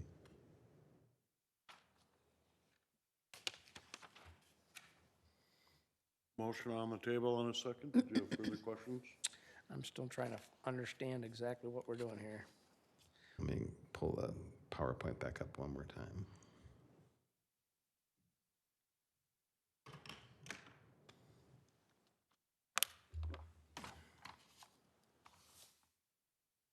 Are you going to try to pull something up, Michael? Yes, sir. Okay, you're making lot 1, block 1.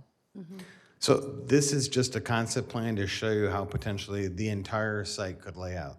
We're not approving this tonight. Correct. The only lot we're creating, you can actually see on this, and that's why I pulled this up. You see that dotted line? You're creating one gigantic parcel with access to Lusitano over here, and you're creating this lot 1, block 1 up here. The rest of this is all outlot. All right? All right. Does that offer more clarity to you? All right. Motion on the table and a second. Further discussion? Discussion? Discussion. All in favor, say aye. Aye. Aye. Those opposed? Motion passes. All right. Now we're going to get into the nuts and bolts. 11B2, Planned Unit Development District, Development Number 2, Powers PUD, Planned Unit Development. Mayor and Council, so all we'll be doing tonight is dealing with the VA because that's the only piece that you approved. So again, here's the subject site, which was originally 4 parcels, along with some parcels that are now going to be right away on Marystown. Again, here's the same concept plan that we talked about. So here is the piece. So this will be the parcel that the Veterans Administration will be purchasing up here. So this is their building, their parking lot, and the necessary landscaping that's required in the PUD. So again, Trident's moving forward on this property Again, it's 11 acres.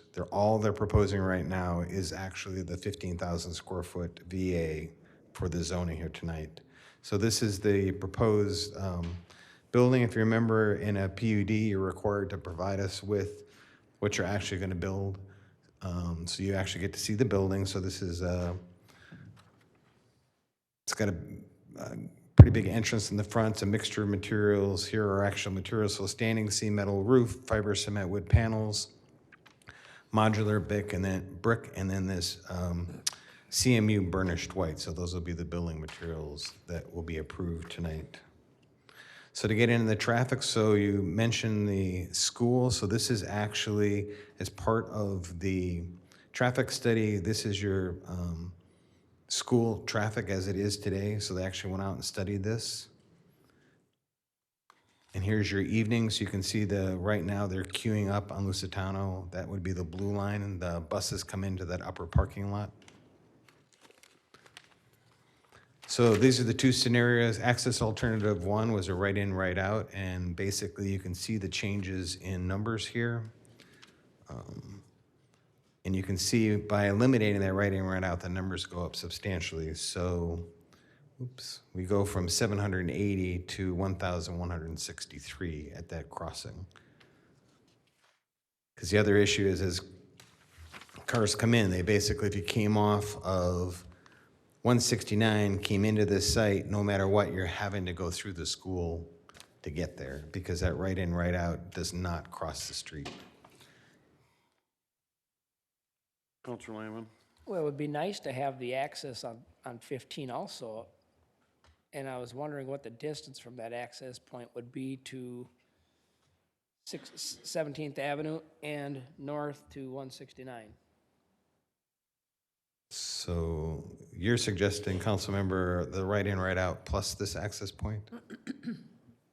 Where the roundabout is in the middle of between the two buildings, right here, straight out. Roundabout. So right now, this is designed, so Lusitano is currently a cul-de-sac right here.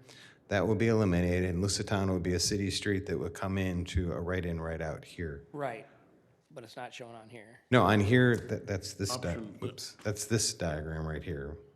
So there's two alternatives. This is number 1 with a right-in, right-out off of 15. Correct. Option 2 is without a right-in, right-out on County Road 15. And all the access to a new curb cut right there. Right here.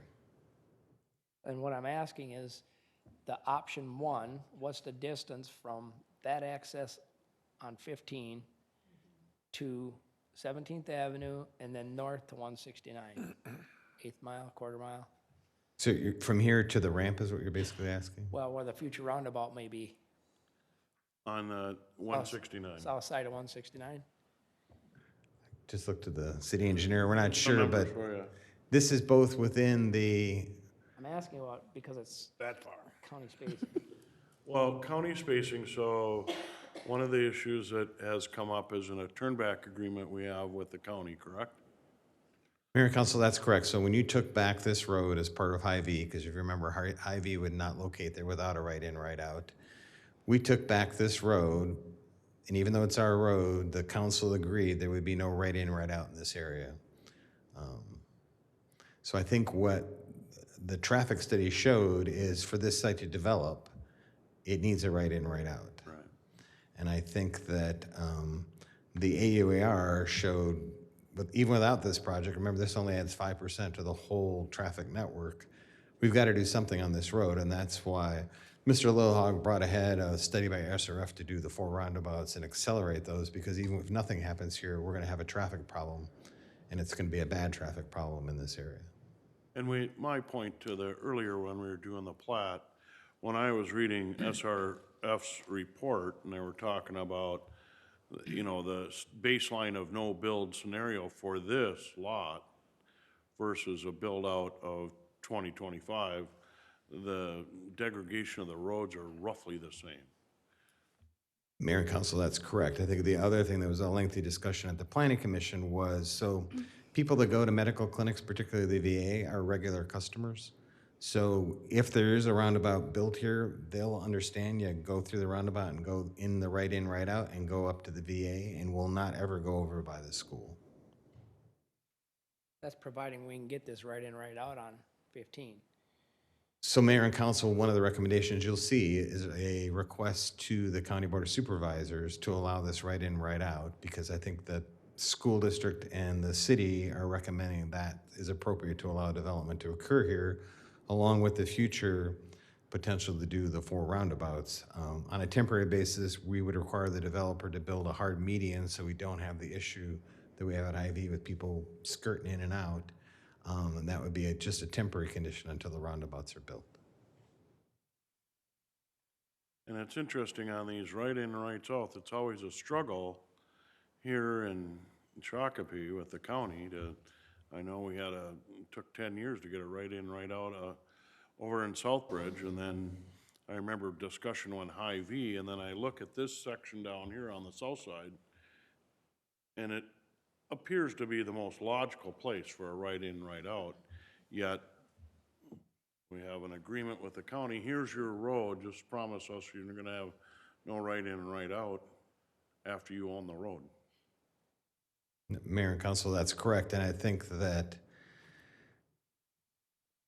this site, as you can see, it has some, I wasn't here when this was all laid out. I mean, the school could not be located with all that traffic and probably a worse place to allow the site to develop, but it's where we are today, and we have the situation, and I think based on the lengthy discussion at the Planning Commission, I think everyone agreed this is something that works, and it doesn't, do damage to the school, gets this property back on the tax rolls, and moves the project forward. And at the same time, we're going to look at fixing an issue that has nothing to do with this project, but it's just the traffic that's going to occur naturally in this area.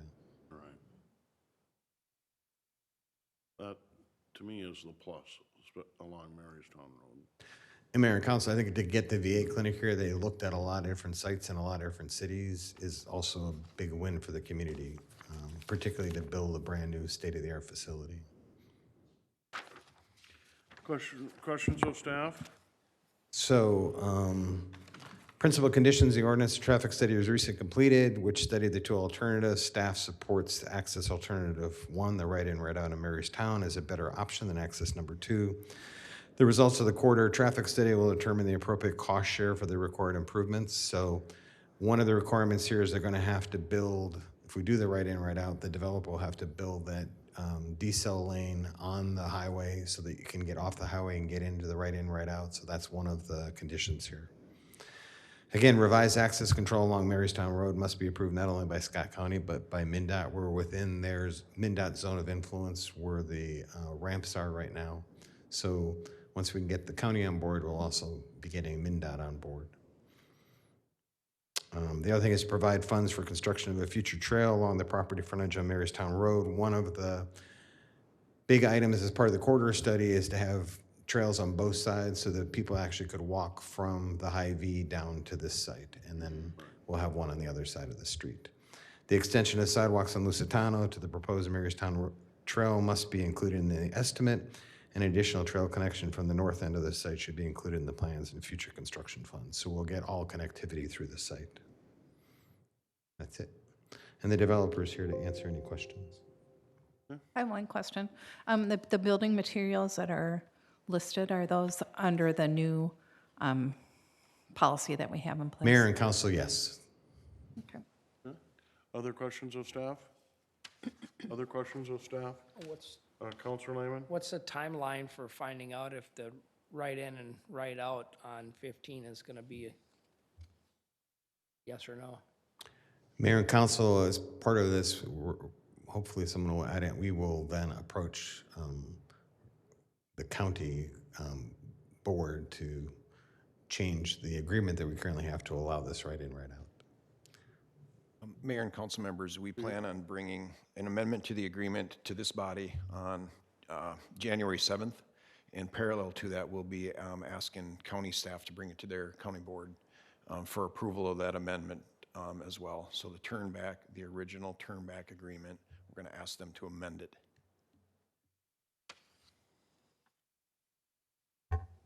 Other questions of staff? Okay, if not, does the developer or the representative want to make any comment on the PUD? Please come to the podium, state your name and address to the record, and welcome and happy holidays. Thank you, Mayor, council people. My name is Scott O'Brien. I live at 777 Vista Ridge Lane right here in Shakopee. I just want to state for the record, staff's been great to work with, as Mr. Kursky alluded to. This process and engineering has been terrific to work with. We put this one through pretty fast on behalf of the Veterans Administration and their development team. And I guess I'm not certain where the Marystown Road right in, right out is ultimately going to land. We're hopeful. We've had some discussions I have with some of the folks at the county level. I think there's some willingness to look at the issue.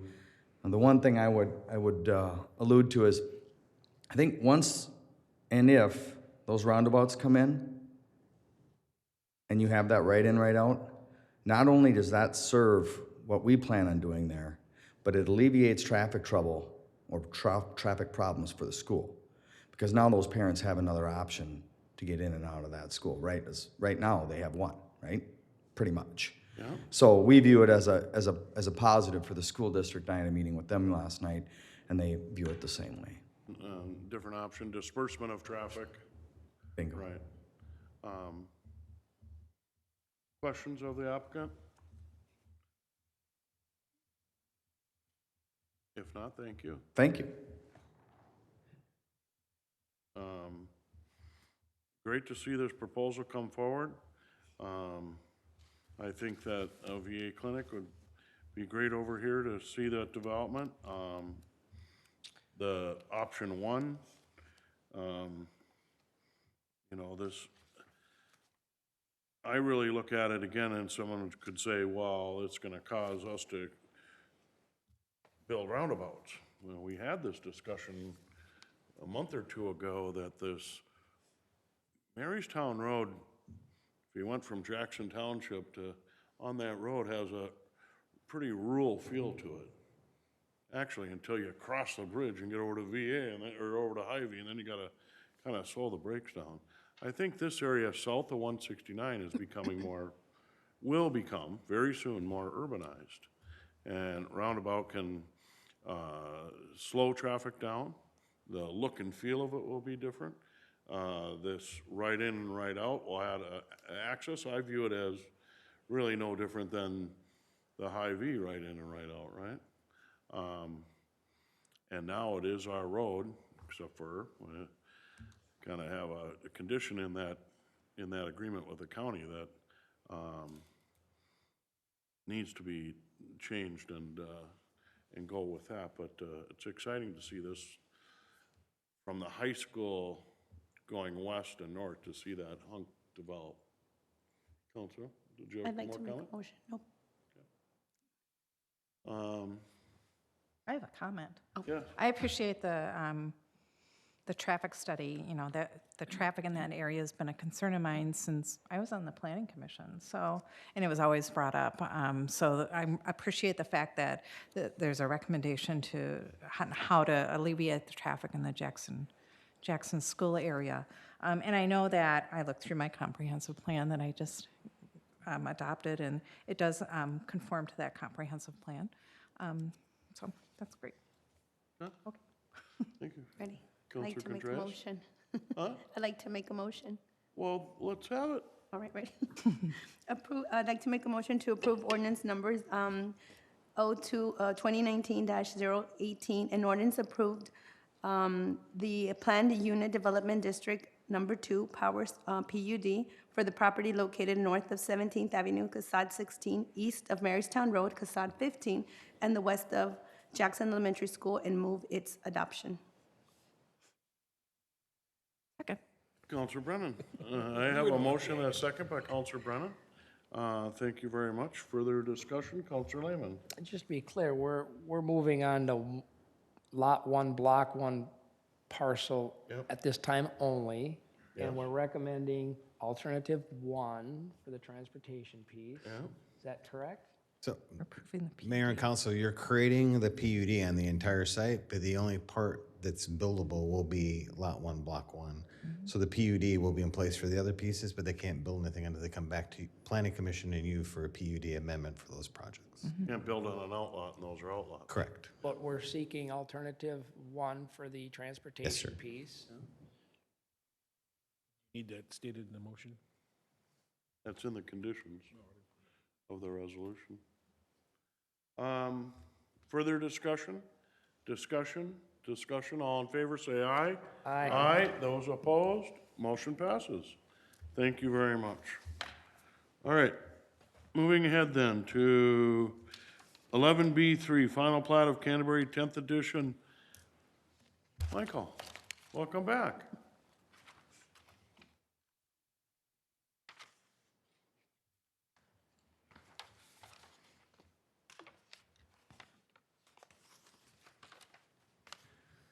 So Mayor and Council, this is the final plat of Canterbury Park 10th edition. So this is the subject property. So this was the final plat of the 7th edition. Now you're gonna say, well, what's the big issue here? So the reason why is you can see these lines change very slightly. So that's why this will now be the 10th edition. The 8th edition was United Properties, and 9th edition was at Shenyan for the Primrose Academy, so this now becomes the 10th edition. So that's why it's number 10. And this line slightly was adjusted. So this is the proposed building footprint, very similar to the first phase of the Doran project that's currently under construction.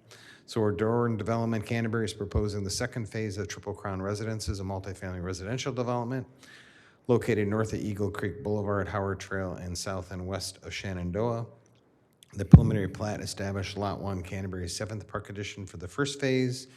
The preliminary plat also established Outlot D for the future second phase. The second phase adds 305-unit apartment complex directly to the south. This application includes Lot 1 of the 7th edition as there's a slight adjustment to the property. This 10th edition plat generally complies with the approved preliminary plat and city code requirements. Therefore, staff is supportive of this plat application. Questions of staff? We toured the clubhouse in regard to the first phase, and just awesome to see that the second phase come forward in so soon. So I think that's a good thing for Shakopee, and it telling about the marketplace. Councilor Whiting? Thank you. You know, this is, doesn't come as a surprise. This was part of the original kind of look at this building, and we got the first phase done, and now we're going on to the next phase. A little adjustment, I guess, but so with that, I guess I'll move to approve resolution R2019-131, a resolution approving the final plat of Canterbury Park 10th edition, and move its adoption. And this is kind of like the same process we saw before. The two items before us is a final plat, although the other one was a preliminary and final together, but then the PUD is right behind it. Is that correct? Mayor, excuse me, Mayor and Council, that's correct. So we get into the details of the next presentation. Motion on the table, and a second by Councilor Contreras. Further discussion? Discussion? All in favor, say aye. Aye. Aye. Those opposed? Motion passes. And 5-0. And then we would move ahead then to 11B4, PUD amendment to Phase 2 of the Triple Crown residence. Michael, welcome back. Mayor and Council, this is the actual PUD amendment, so here's the site. This is the portion over here, which is pretty well under construction right now. You can see when this area was taken during the wintertime, the parking garage was up. This is the proposed PUD site plan, and this is the landscaping plan. The only big change from the original design concept, if you remember, there was a large pool that was scheduled to be built, constructed outside of the clubhouse. They're now building 2 pools, 1 on each side. Given the 600+ residents here, the developer made a decision to actually build 2 pools. So each of those apartment buildings would have their own pool area. So Dorn Canterbury proposing their second phase. It's a 10-acre property zone major rec and is presently included in the Canterbury Park PUD. First phase involved the construction of 321 units. The second phase is 305 units. This phase provides 447 parking spaces, totaling 942 spaces for the 626 units here. Overall density of the project is 27.3 units an acre, and the proposed structure elevation matches the existing structure for materials. So just some quick renderings. There's the clubhouse. The section to the right here is the portion that's currently under construction. This is the new portion right here that will be built. Pretty much will match the character and materials from the first phase. This kind of gives you a better idea. All of these phases have kind of their own portico share internally for the residents. Here's the proposed pool. And here's just some, for those of you that weren't able to tour the clubhouse, this is the main entrance where there's a concierge here that services both buildings. Both buildings are connected in climate controlled access to this building. There's the lounge that they have. This is kind of the great room that people can have different events in here. This is the indoor swimming pool and spa that's already been constructed. This is the gaming room. Very nice workout facility that's been constructed. And then there's one of these rooms in each of the projects. These are large dining rooms, so if you don't want to hold Thanksgiving or Christmas dinner in your unit, this allows you to have a much larger space for, I believe it was $150. You can rent this, and they have all the china and everything else you need, and you can have your family gathering here, not in your unit. So it's pretty unusual. So action requires approve ordinance O-219-017, ordinance approving the PUD amendment for the property located at Canterbury Park. It's a multifamily residential structure. Landscaping and site design and performance standards shall be provided consistent with the city code, and approval of the final plat, which you've already done, be consistent with any of the building permits. The plan right now from the developer is that their goal, if we can go way back to the earlier picture. So if you remember last winter, they built this parking garage. Their plan right now is to lease this up starting in June. And if leasing goes according to their plan, they will do a similar program. They will build the parking garage over the late fall, early winter, let it harden over the winter, along with some of the foundation work, and then start construction the following year on the actual units. So these units, they've already started kind of a soft lease up right now out of the clubhouse. And we learned through the tour they already have 2 hard leases. One couple moving, I believe, from Chaska, another from Owatonna for a new job here. But they'll have a pretty aggressive leasing program to actually, when they get units they can actually show, to lease up this building. And then if that goes according to their plan, they will start construction late fall on the parking garage and then the building next year. And the developer's here tonight to answer any questions. Questions of staff? Questions of staff? If not, would the applicant and/or their representatives like to come forward and make comment? Please come forward, state your name and address to the record, and welcome. Hi, good evening. My name is Evan Doran with Doran Companies. I live in Minneapolis. I'm not a Shakopee resident, though I spend plenty of time down here. So good evening, Mayor, council members, and staff. Just wanted to say thank you for having the opportunity to be here tonight. I don't have a lot to add. I think Mr. Kursky gave a pretty robust presentation on what we're planning to do. I also did want to thank those of you who were able to come on our visit to the site and see what we're working on. I hope you found that educational and an indication of what we plan to do moving forward for phase 2. So I'm here to answer any questions and happy to do so. Questions of the applicant? It's, as I mentioned earlier in my preview, it's exciting to see that second development come forward so fast. It's pretty telling about your market research in that regard, so that's great. Yeah, appreciate that. We're looking forward to it. Yeah. Other questions of staff, of the applicant, Councilor Whiting? No questions. I was unable to make the viewing over there, take a look. Maybe we can do that in the future, but look forward to that project.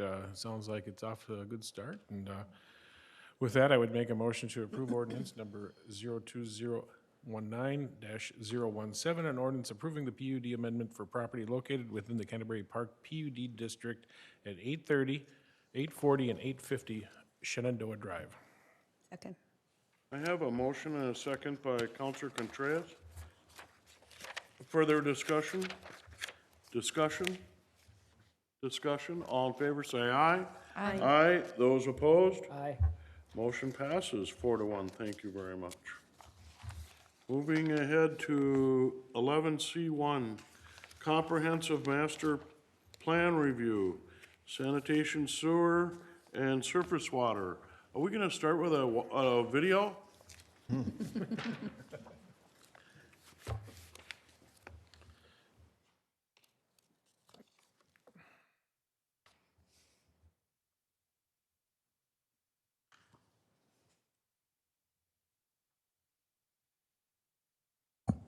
All right, good evening, Mayor and council members. Now the fun stuff, sewer, water.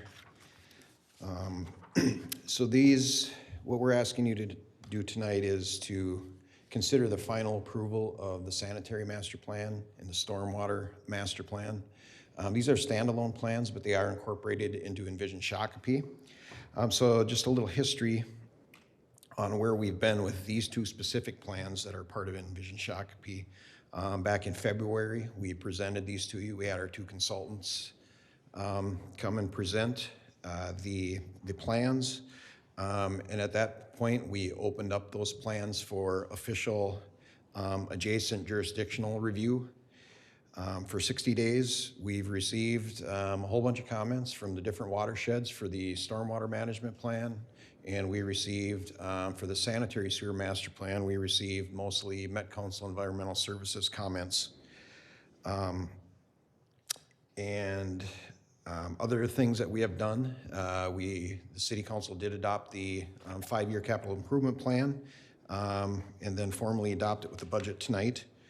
And then tonight, again, we're just asking you to formally adopt these plans by resolution. We are required to adopt them by resolution so we can pass them on to the different jurisdictions, most notably Met Council.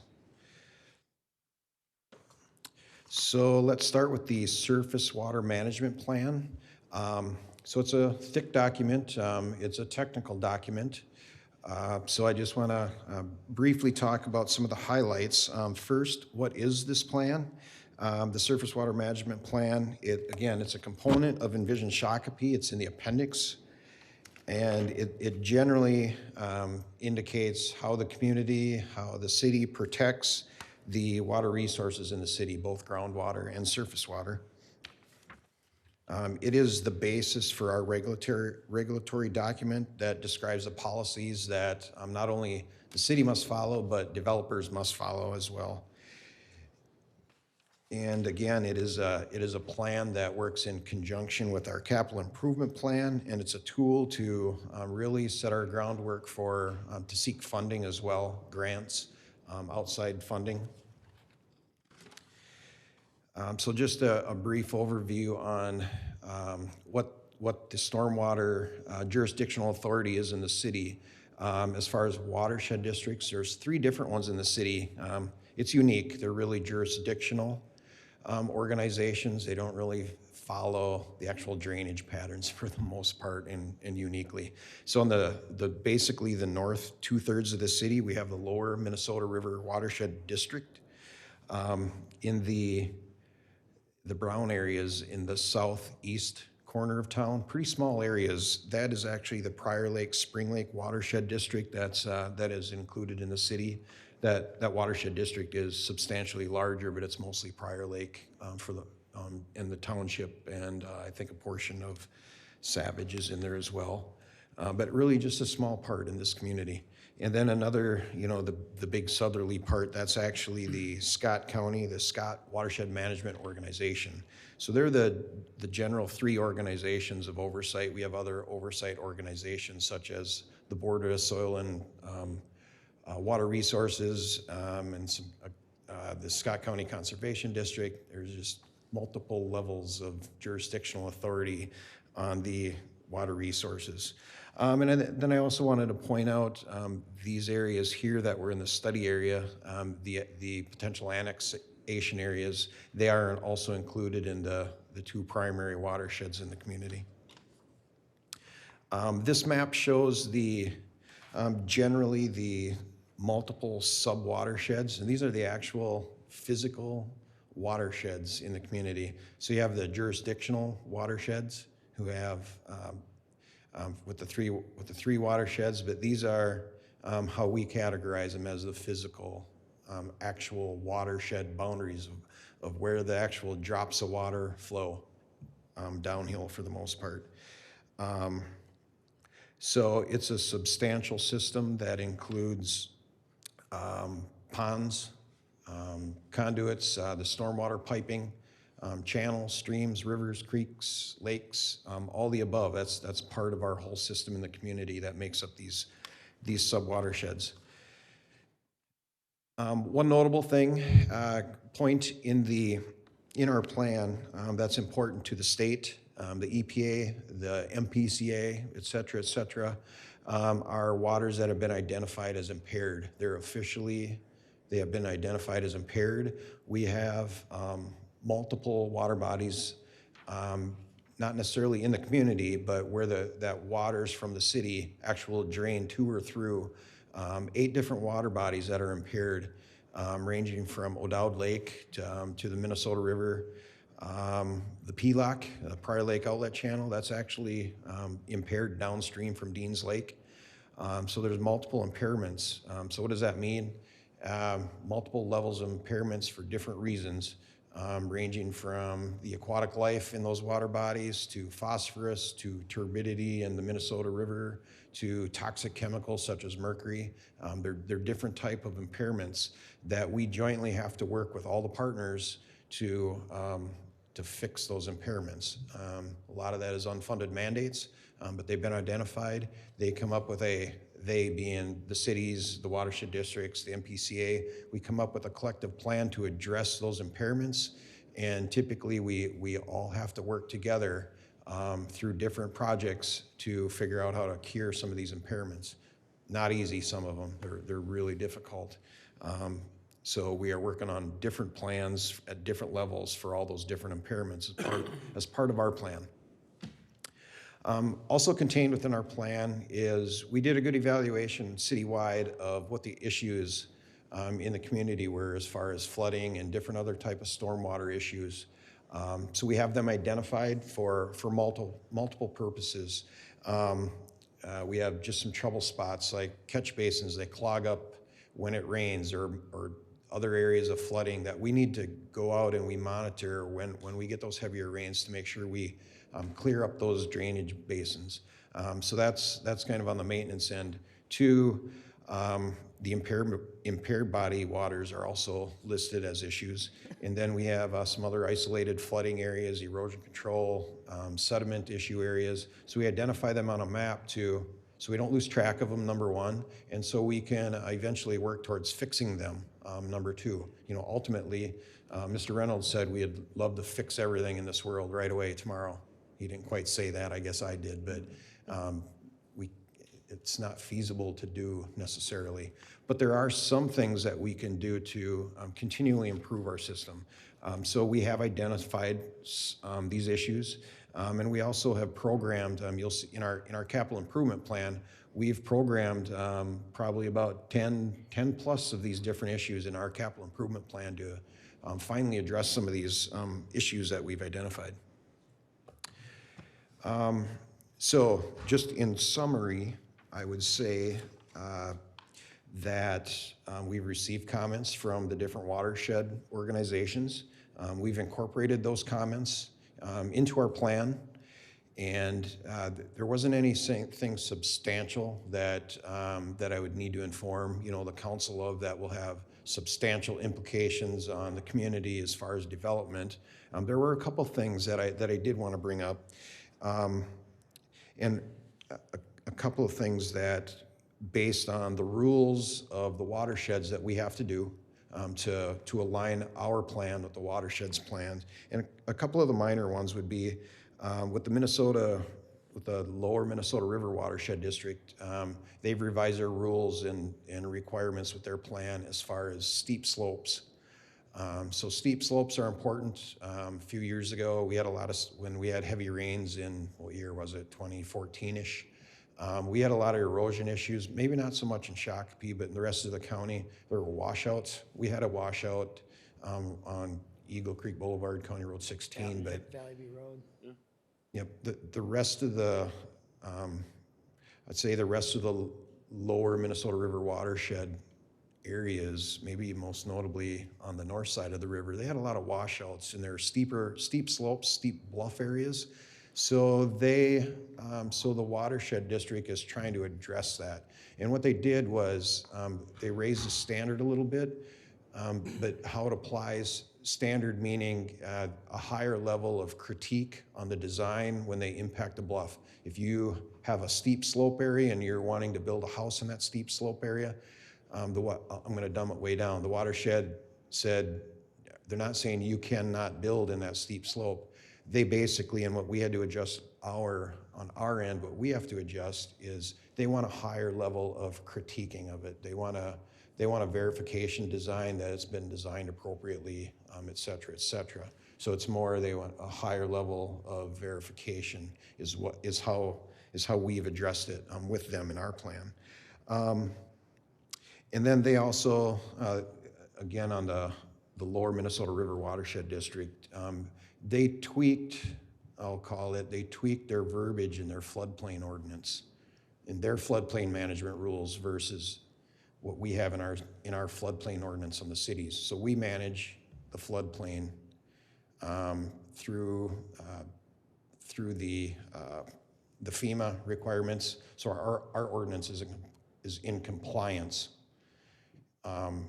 So the watershed district, I would say, brought it up a little higher level of requirements than is required by the overarching rules. So again, we work with them to revise their language, not ours, but to have that higher level of no impact to the flood zone type of evaluation, rather than you shall not fill, it's we shall provide a study that would show that there's no impact to the upper water upper water streams. So there are some implications of their rules, but we feel that as far as development goes or impacts in those zones, that we'll be able to manage it. But again, we will ensure that we manage it properly and protect those different areas of the city that are important. Steep slopes, floodplain, they are important. So they're probably the two general points that most impact with the comments that we received. And then just some general cleanup that we had to do with the different requirements and rules to blend everything together from the different organizations. And then finally, looking at our ordinances and our design criteria and our comp plan, it's difficult for a developer to come in here and figure out what they're supposed to do, because they have to look at all three to really get all the parameters and design criteria. They have to look at the comp plan, the design criteria, and the ordinances. So we want to bring most of what the developer needs into our design criteria document. So we're going to be looking at doing some ordinance updates and design criteria updates for multiple purposes. A couple years ago, we did it because we had to. When the MPCA came down and said, you didn't update your ordinances like we told you last time. So we updated them in pretty short order. We want to do a little better job now that we have some more time to do it, and make it a little clearer again to the developers so it's easier. There's some things, I wrote it, and I'll be honest, it's hard for me to even follow what I did. It's complex, and we want to make it easier like we did like what planning did with some of the cleanups of all the verbiage versus some tables. So we want to do those same things, so we'll be working on that. So generally, our surface water management plan meets all the requirements, and I am recommending that you adopt it tonight formally. And I could take questions on the surface water management plan if you had any. Otherwise, I could roll into an overview of the sanitary sewer master plan. So Steve, I just have a couple, because when we saw this draft back last January, February. February-ish, yep. So in this document, you have like 8 or 9 pages of, of issues, and then assessment of issues, and then corrective action, and some of them are monitoring, some of them, but then I was pleased to hear in your comments of that, maybe 10 of these are kind of programmed into the CIP over the next couple of years, that we can start getting better fixes for that. Is that correct?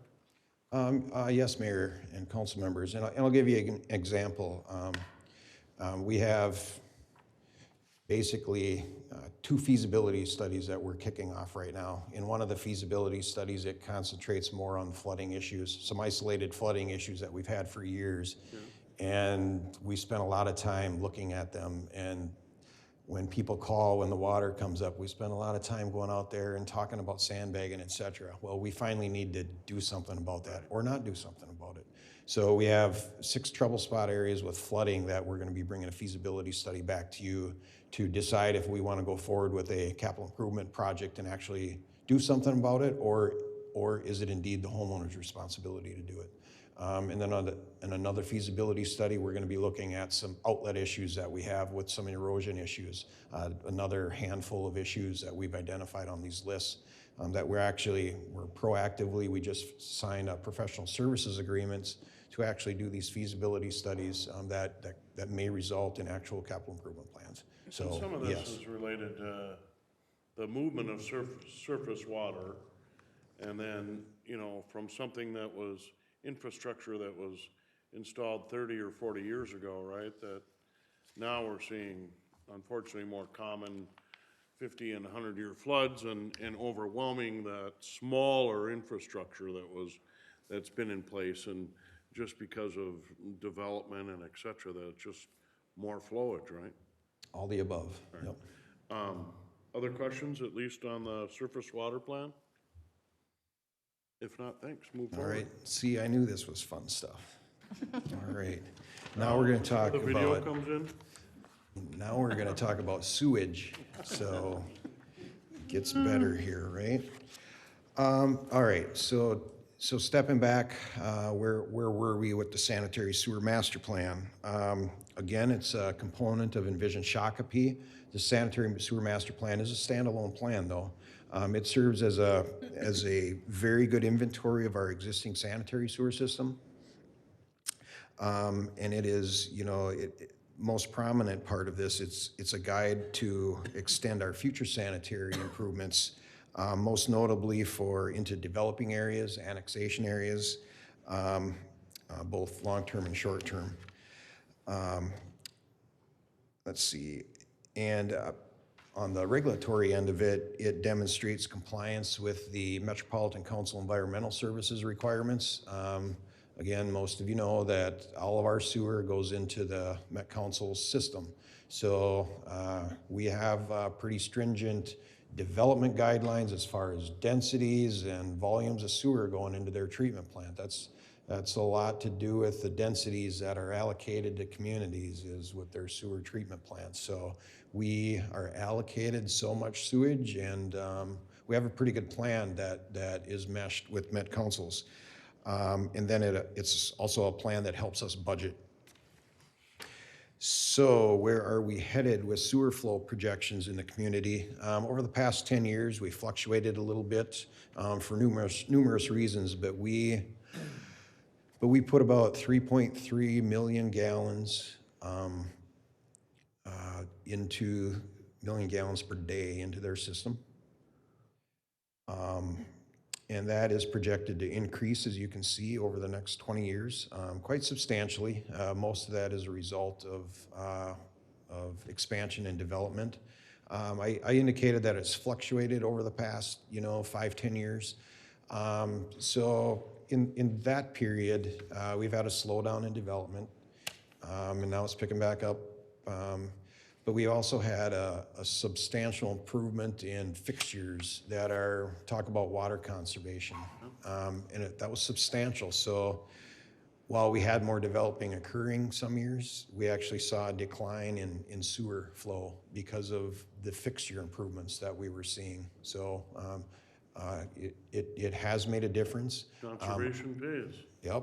Saves. And to the point where there's been some discussion and worry about now there's not enough liquid in there. You know, we rely on the liquid part to continue that flow.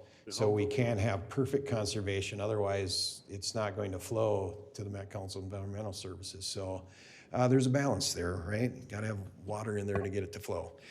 So we are increasing, again, the projected average annual. Our system is planned accordingly, as well as Met Council is to accommodate it. Here's a good map, again, where are we headed? This is basically a snapshot of where we are. It shows our existing system, but the city has been planning for extending these for future development. So we have them broken out in sewer districts, if you will. This whole area is basically a potential annexation area. So we have been planning with the city system, when we extend our sewer system through the developments, we make sure that it can continually, as we continue to extend it, we make sure that the piping is large enough to accommodate the sewage flow from those potential future developments in the Jackson Township, for example. So we have a model behind the scenes, a very complex model of our sanitary sewer system that shows this is one of our on this legend right here. It says the gravity trunk sewer, and this map doesn't quite show it, but it breaks down the different capacity in each segment of pipe that remains. So if there's 0 to 20% remaining, that's not good because it's almost at full capacity. So on a different map, we do have some of those lines identified that they're issue areas. They're existing issue areas. They're for multiple reasons. They weren't designed to accommodate more capacity is one reason. The pipe, for whatever reason, was laid flat, so it doesn't have as good a flow. It's another reason. So we have some of those issue areas identified behind the scenes too, that as we expand out and more development occurs, that we have to ensure that we have proper capacity in our system. And we have a pretty good handle on that. So the future trunk system. These green lines are basically, in the core of the existing city. They're all existing lines. These colored lines out here they are future extensions that we're planning for. So most notably, it's in the Jackson Township as well as Louisville Township. We have this segment that extends to the south, a lot of SMSC property. We have an extension on the east side of town, the Hanson-Maris area, that simply does not have sanitary sewer right now. They're all on individual treatment systems. In this area where the hand is, this is some big area that is coming to the city for redevelopment potentially in the next couple of years, that we expect some of it to go right into the Met Council interceptor and the rest of it into the city system. I'm going to back up one. I don't want to bore you to death, but this line with the black circles on it, it's called the Met Council interceptor line. So that's not our line, it's the Met Council's line. And it basically takes sewage from Chaska and beyond through our city, following this route, then it takes a turn and goes north up into their Blue Lake facility, as well as this north-south line coming up from Prior Lake comes to that same spot and goes into their Blue Lake facility. So that's the Met Council line that all of our lines, for the most part, our lines dump into before it goes to their facility. Just a general background. I know you guys don't study that every day, so I wanted to make note on that. But with that, I wanted to talk about this expansion on the west end of town here. So when the Met Council built this interceptor line, they call it, it's just a big trunk sewer line is all it is. They allocated a certain amount of the capacity of it to the future development of Shakopee. And they allocated that at different levels. And when we exceed those levels, we have to pay them a certain amount of money. And we have that built into our capital improvement plan of when we reach 3 different levels, we have to pay them so much money. And again, that's in our capital improvement plan. It's a placeholder for when it happens, we have to pay them. So, I say that because we've planned for that capacity for the expansion of Jackson Township accordingly with Met Council. Counselor Lehman. Mayor, years ago when that agreement with the Met Council put that line in, Shakopee bought extra capacity for the future. So I just want to make sure that's out Plan there. ahead. I want to make sure that's out there so we're not paying for something we already paid for when that time comes. So Mayor and council members, there's an agreement that when they built it, we also had the caveat to purchase additional capacity in the future that we did not pay for yet. Right. So, Yep. Yep. All right. And follow up, Mayor, do we know what the total capacity is of that line and where we're at to date? And I know some of that is controlled by outside forces, not just us, Chaska, their development, so on and so forth. Can I just answer yes? The answer is yes. Okay. Do you want to know more on it? I would have to get back to you because I don't have that all memorized. So 50%?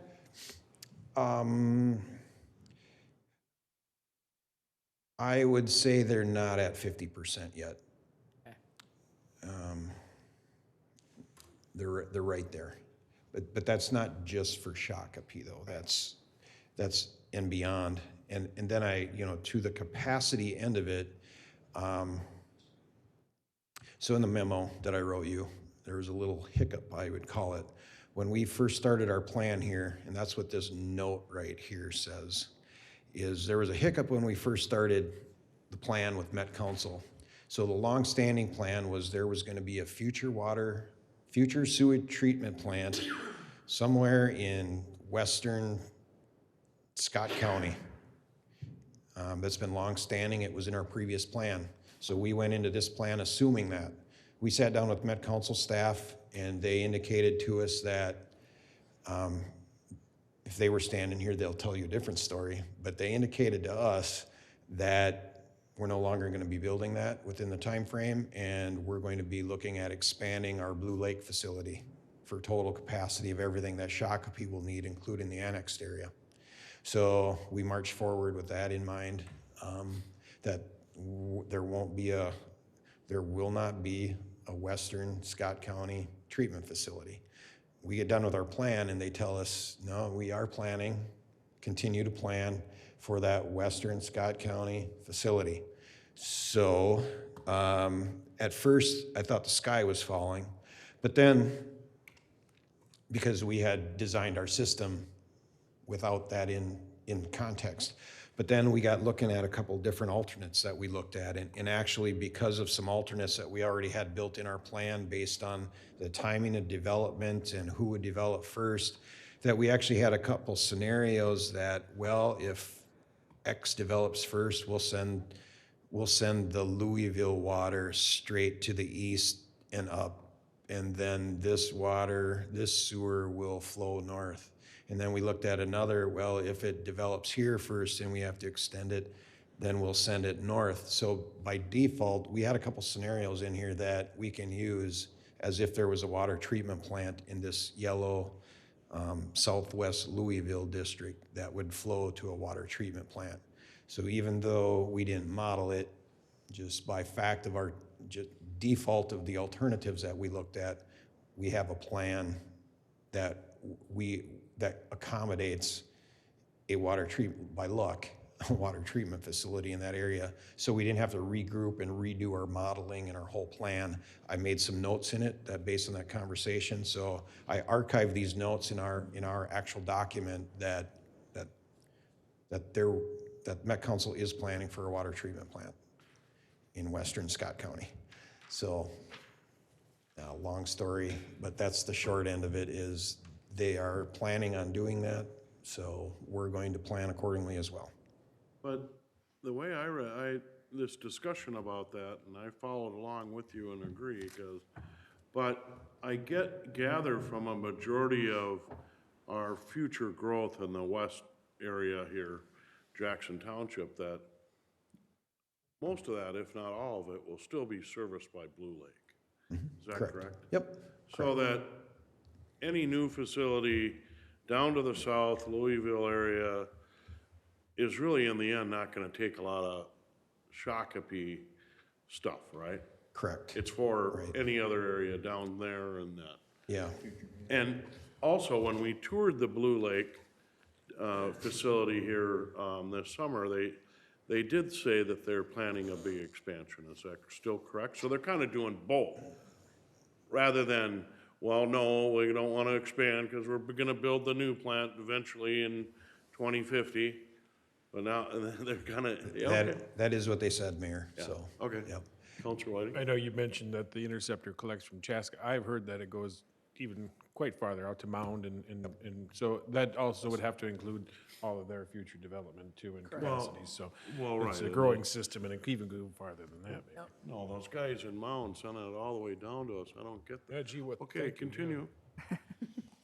Mayor. Oh, Counselor Whiting. And Jay's correct, because this problem has been going on for, 19 years.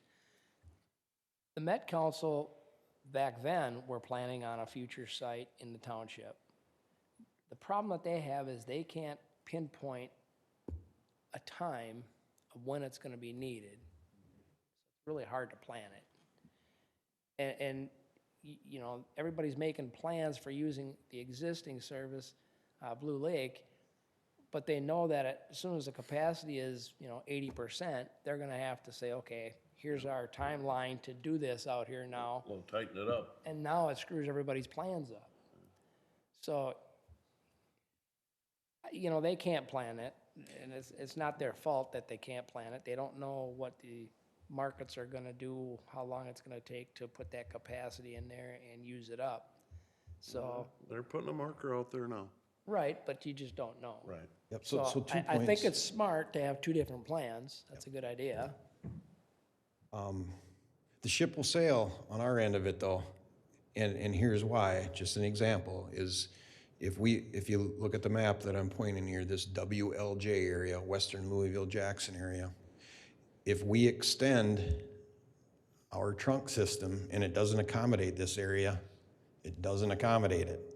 We can't change that unless we were to put in a parallel pipe. So based on our plans, I mean, this is the plan, and Met Council has to be committed to it now. And they are. They've indicated to us, now that they're actually looking at land in western Scott County. They're working with the county on it. They're actually looking at plans to extend a new interceptor line down from Chaska. So talk about capacity. With the development down here, they don't just plan on putting new development in that area. They plan on shifting a big chunk of Chaska and beyond immediately into this new interceptor. So our Chaska interceptor that runs through this town, when they make that transition, our capacity will go from like 80% immediately down to 50% because they're gonna shift that 30% and redirect it to to their new water treatment facility. So our last discussions with them, they are committed to it. They're looking at projects, they're looking at land. So, and that's what we're going forward with. It's important to us. We gotta know how to extend our trunk system. Proceed. All right. So basically the conclusions and recommendations out of our plan, I have them listed here. They're generally the same ones that you've seen before. We're in pretty good shape. We have a good rehabilitation program. The city has done great things over the past years. We're not on the hit list, if you will, with Met Council with infiltration and inflow. They call it the dirty 30 cities down in the metro. We've never been part of that, which is a good thing. It just generally says we don't have a substantial I&I issue. We know that we have to do some things with our lift 16. We have some things failing there, including a pump that we just are going to purchase today. We approved that earlier. Yep, and We gotta fix it up. It's an important lifeline, I will call it. Continued expansion and upgrade of our trunk system in response to developments and orderly annexation. And I've talked about this before, but our Shakopee's unique. We generally flow to the river, and we don't have very many of our lift stations. We really only have 2. And a lot of communities like Chanhassen and Minnetonka, they have 30 to 50 lift stations. So they really have, with their SCADA system, their telemetry system, they understand where their issues and flows are. We don't understand that because we only have 2 lift stations. So we're gonna be looking at installing some different flow meters throughout the city so we can better monitor when we have issues, most notably along the river line. So conclusions, recommendations, we have a good plan. So in summary, we received comments, we've addressed them. We're presenting our final plan for your consideration tonight.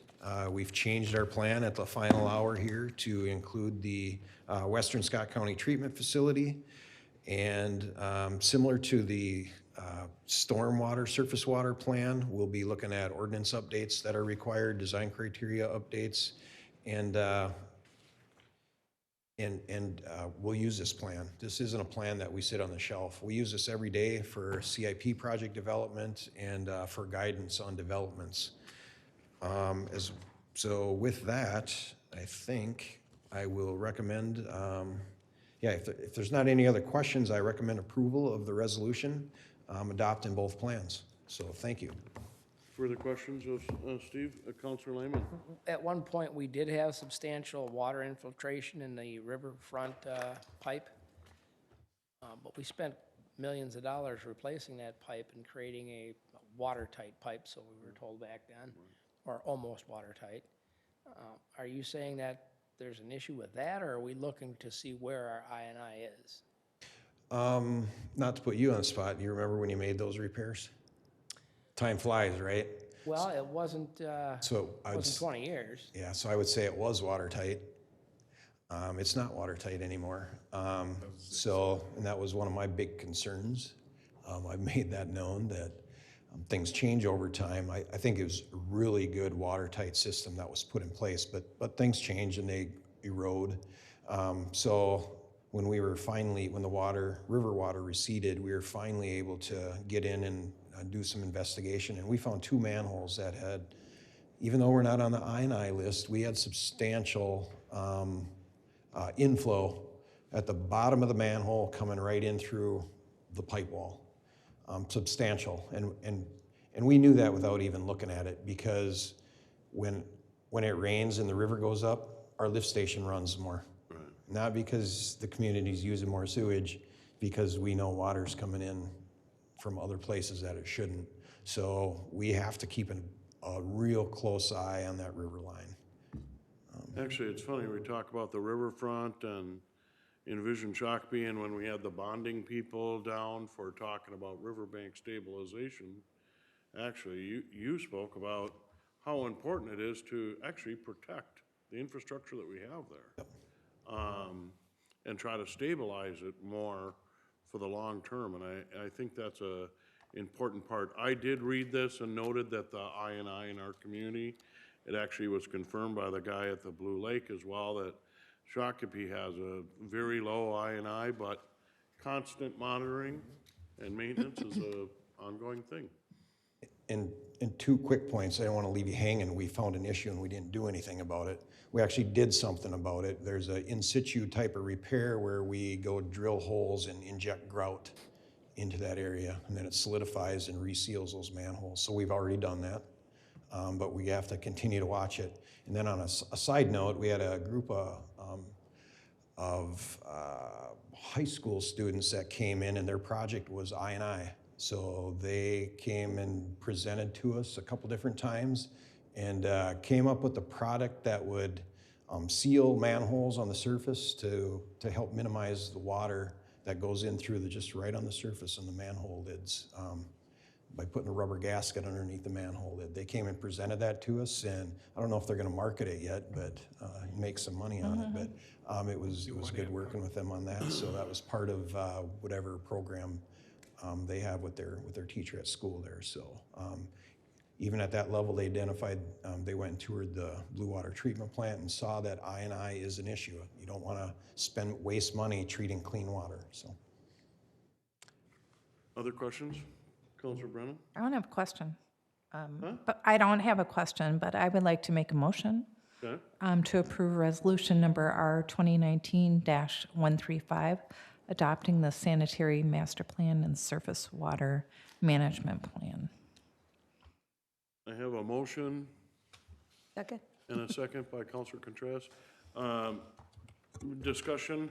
Thanks, Steve. I find these documents highly technical, but I find them also highly fascinating because it's, you know, surface water and contamination and infiltration, as we talk about, real important, and sewer, things we just never really, we take for granted, and the infrastructure and maintenance of that, and I just find it fascinating. Thank you.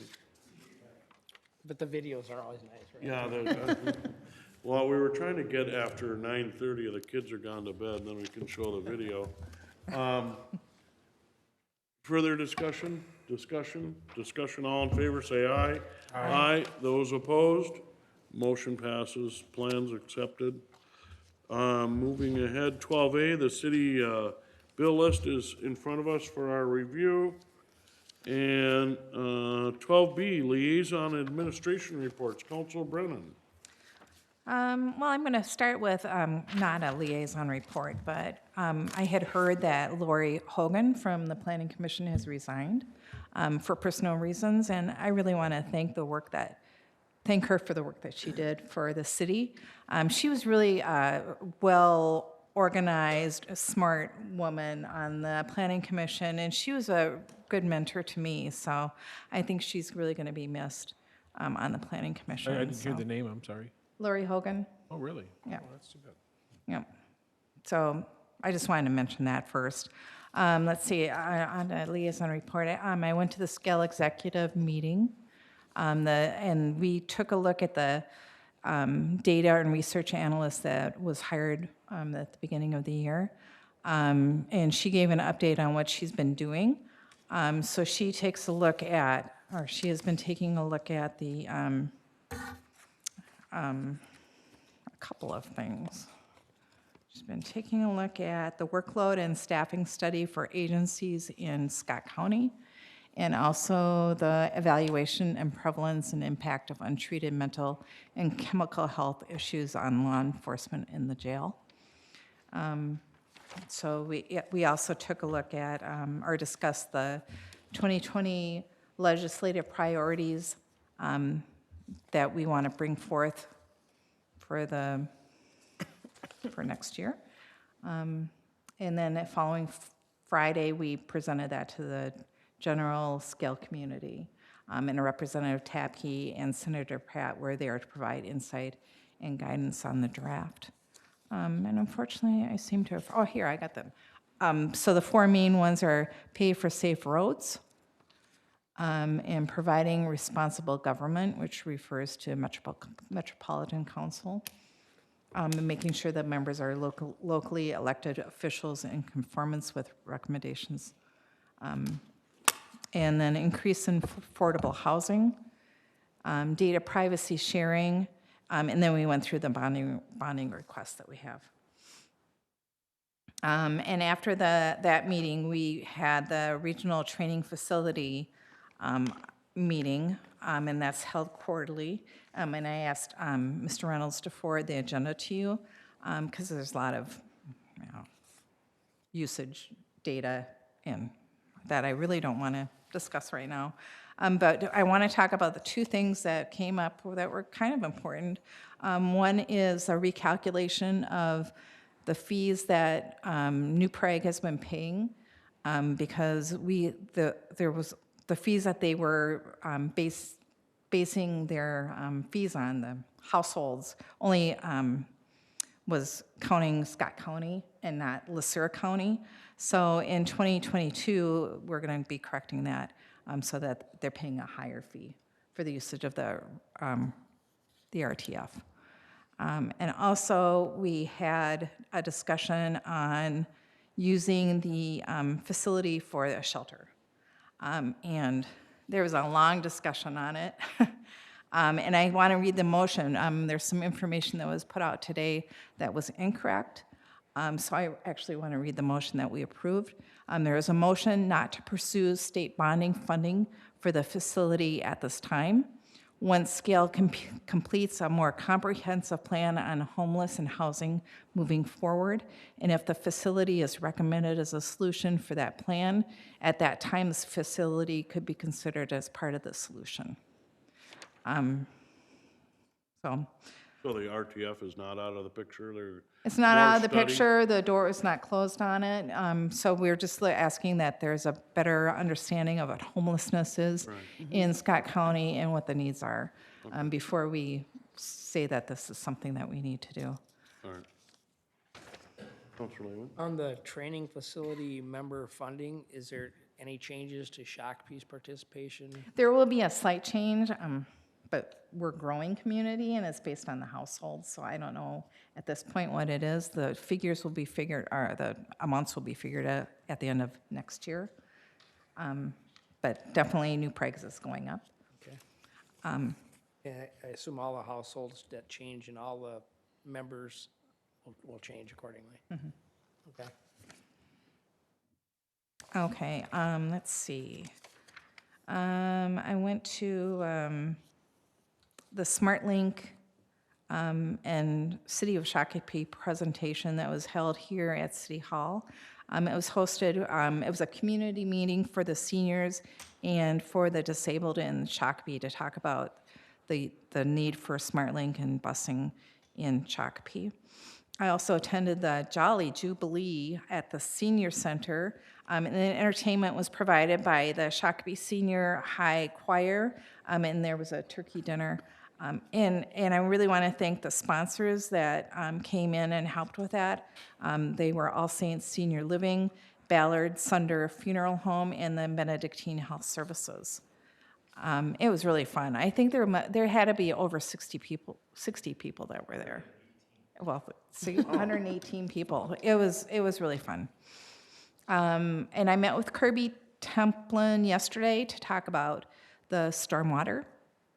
So that was very educational. He's very informative, very smart person, and I appreciate that he's here on staff. And I also met with Jeff Tate to get an update on what's going on at the police department. I think that's it. Thank you, Councilor. Councilor Lehman? Attended a utility SPUC meeting last night, and let's see what I have. Water system operations, they're doing, winter's here, so they're doing internal maintenance, like on pumps and inside the tower valves and flushing chlorine lines and stuff like that. There was one power outage. It was a transformer failure.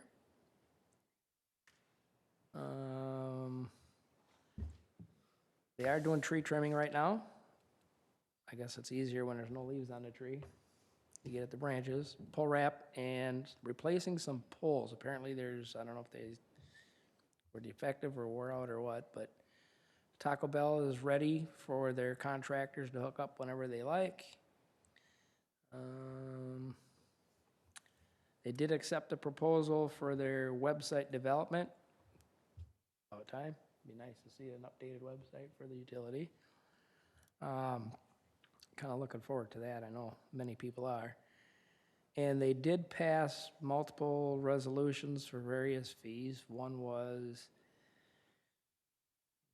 let's see if I get this right. Underground charge resolution, that actually went down just a little bit. The installation underground electrical distribution, that was 1.3% increase. $657 per lot, or $376 for multifamily. And what was the other one? The city's contribution was retweaked. The pilot? It's pilot, but they're exempt from taxes, but I don't know why they called it that way back then. Tweaked to be a 4.40 of electric sales, 4.40 of water sales. City's contribution will probably be more than it was last year. And then as, Question on that. Question, Counselor? Did the city get notified and go through the proper process? well, I think there's a discrepancy on what the proper process is. I'm certainly not an attorney, and I'm not gonna jump in the middle of that. It's just not my area. I'm just a messenger. Let's see, I do have the copy of the various resolutions that I'm sure staff, if they don't have them, they can have these, and if anybody wants to read them. I think the theory is as there's growth, I know at the first discussion on the change to the city's contribution, it was 20 point something, 24 point something % of water. So the bulk of that annual dollar was coming out of water, and the water fund was really taking a hit. So they thought it'd be more equitable. And at that meeting, which was not last night, but the prior meeting, I told them any kind of change in the dollar amount, 11th hour would be unacceptable from my standpoint because. If it was less? Absolutely, because how do you do that at the 11th hour? And they reassured me at that 2 meetings back that the change that they made isn't less. It'll actually be probably a little bit more. But as a liaison, though, you understand that the pilot aspect is important to the city aspect as well, right? Pilot aspect. The formula? Well, pilot is payment in lieu of taxes, but they don't pay taxes. No, I know. They've called it that for years. I know they call it that, but it's kind of like the city of Shakopee. The city of Shakopee doesn't pay property taxes either, or the school district. That's why it's called a payment in lieu of taxes. Right, but you can't tax them even if you wanted to. So, but nonetheless, I mean, it's not going away that I'm aware of. Their intention was not to make it less. Their intention was looking at their own, balancing their own. Was there any discussion, Counselor Lehman, about actually engaging with the city to discuss the issue? I think there was some back and forth between staffs. I'm not really sure on that. Somebody might know. I don't know. Like I said, it's not really my forte to jump right in, other than I did jump in and say any kind of changes at the 11th hour that would reduce what the city receives, I would not be in favor of, because I'm really representing the city's interest. I know that when we had our joint meeting here last summer, the issue of review and notification of fees, pilot, all had to come before us. You know, I sat on that board for 12 years, and I don't think we ever changed the pilot, but we certainly changed fees, and it was never discussed about review to the city. I don't know if that's a utility leadership that didn't point that out, but in the last year, it's become apparent that there are resolutions of commonality that say the city needs to review that, fees, and that's never been done. Now, we need to correct that. Also, with the pilot program, I think the last major tweak to that was approved by the city. I don't think I was on either board at that time, but I remember, I think Bob Sweeney was either the liaison or a sitting commission member. And there was certainly coordination back then, and I believe that, I think, was the last major time to the pilot, but certainly as a liaison, I would think that you would carry that forward, because certainly as a sitting board member of the commission, it was never brought up by their staff to say, hey, here are our rates, we need to send this to the city for review. In 18 years, this is the first time I've been liaison to the utility. Okay. I've been doing this for what, 12 months now? Okay? And I'll tell you, the first 6 months, it was a lot of learning on my behalf. Right. And I'll tell you what, I'm still learning a lot, and it's a lot different. The utility's a lot different than what I'm used to at the city. Right. A lot of different aspects. The accounts are a lot different. Just a lot of things are different. You know, I'm not in a position to sit there and argue with them or the city on whose authority of what and who should be notified of what. Yeah, we had a joint meeting as a council. I certainly can't sit there and speak on behalf of the council without council telling me this is what you want me to tell them. Okay. Right? Okay. Am I wrong? Just trying to get the information out, and we'll have to work through there, and Councilor Brennan, do you have a comment? We can You know, I tell them directly myself that I'm under the impression that from our city staff that this is supposed to be coming to the city. Right. And I let it go at that. Okay. Because that's what I've been told.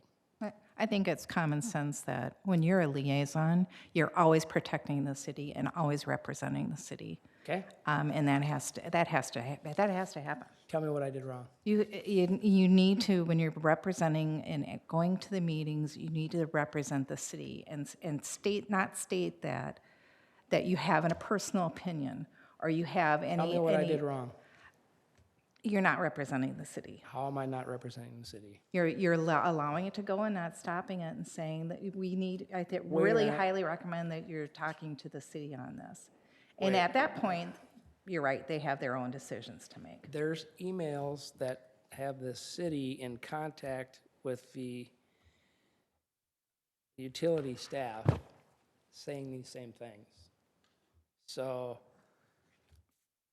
they're hearing it from myself, they're hearing it from staff, and apparently there's a difference of opinion between the two entities of who the authority is on making these decisions.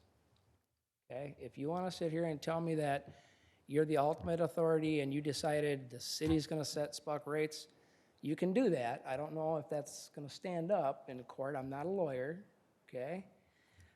The utility can come in here and say, we've decided today that we're going to set the city's permit fee prices.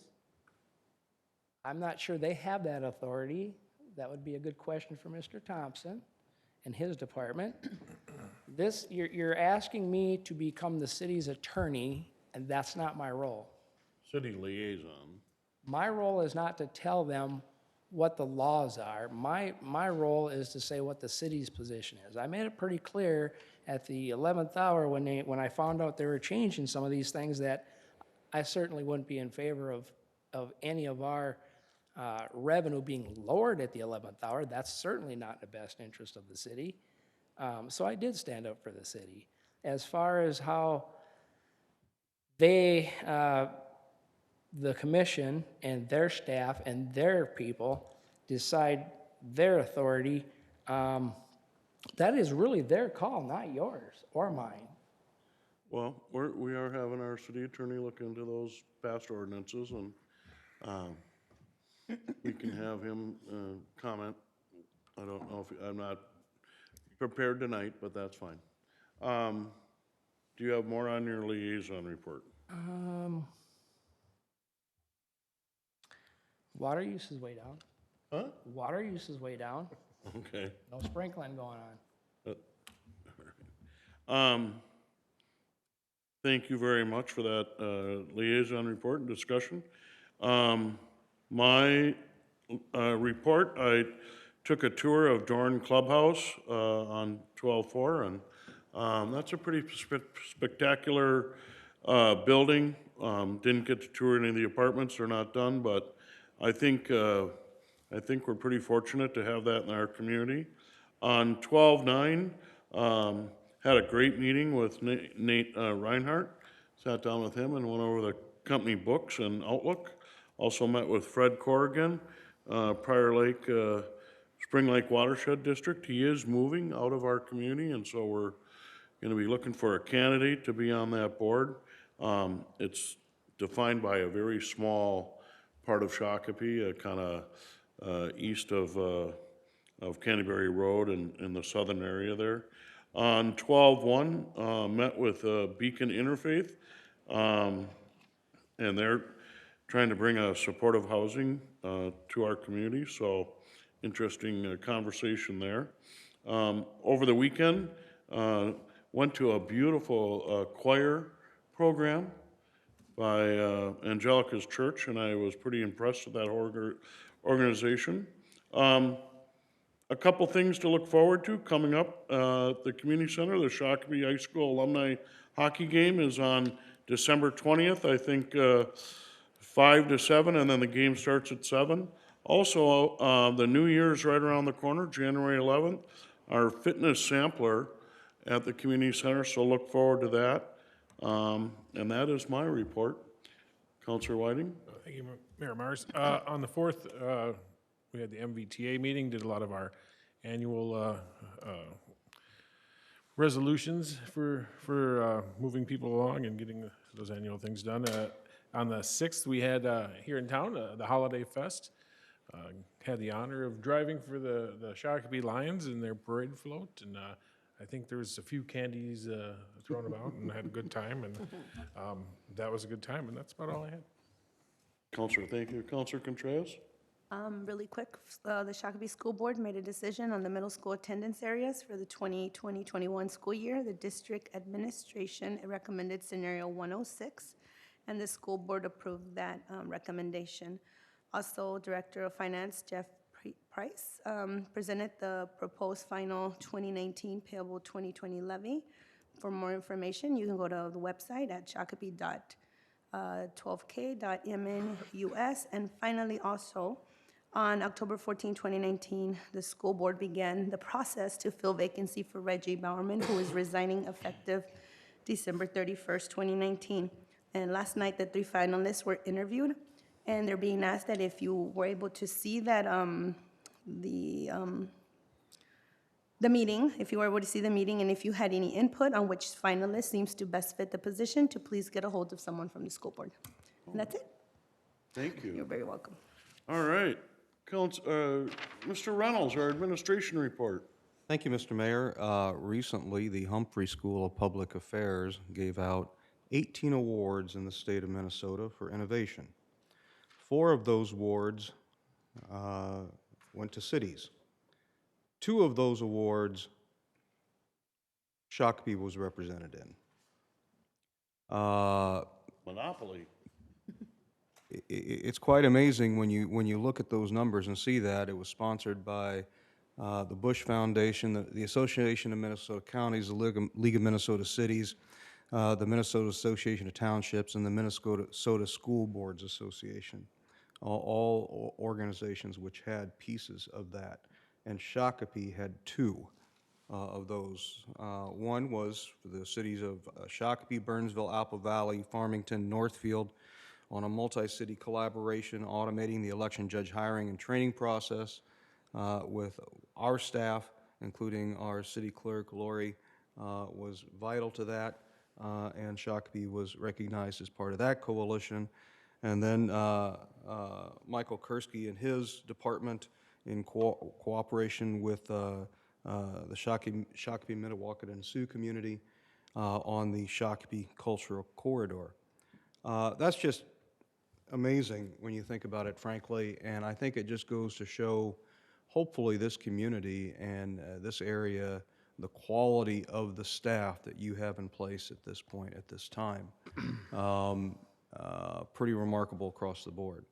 You want to put the award up? Oh, I'm sorry, yeah, this would be the award right here. This is one of 2. The other one They only had one physical one, so we're getting the other one made as well, so we can have it here as well. Friday morning, I invite all council members to be at the community center at 7 a.m.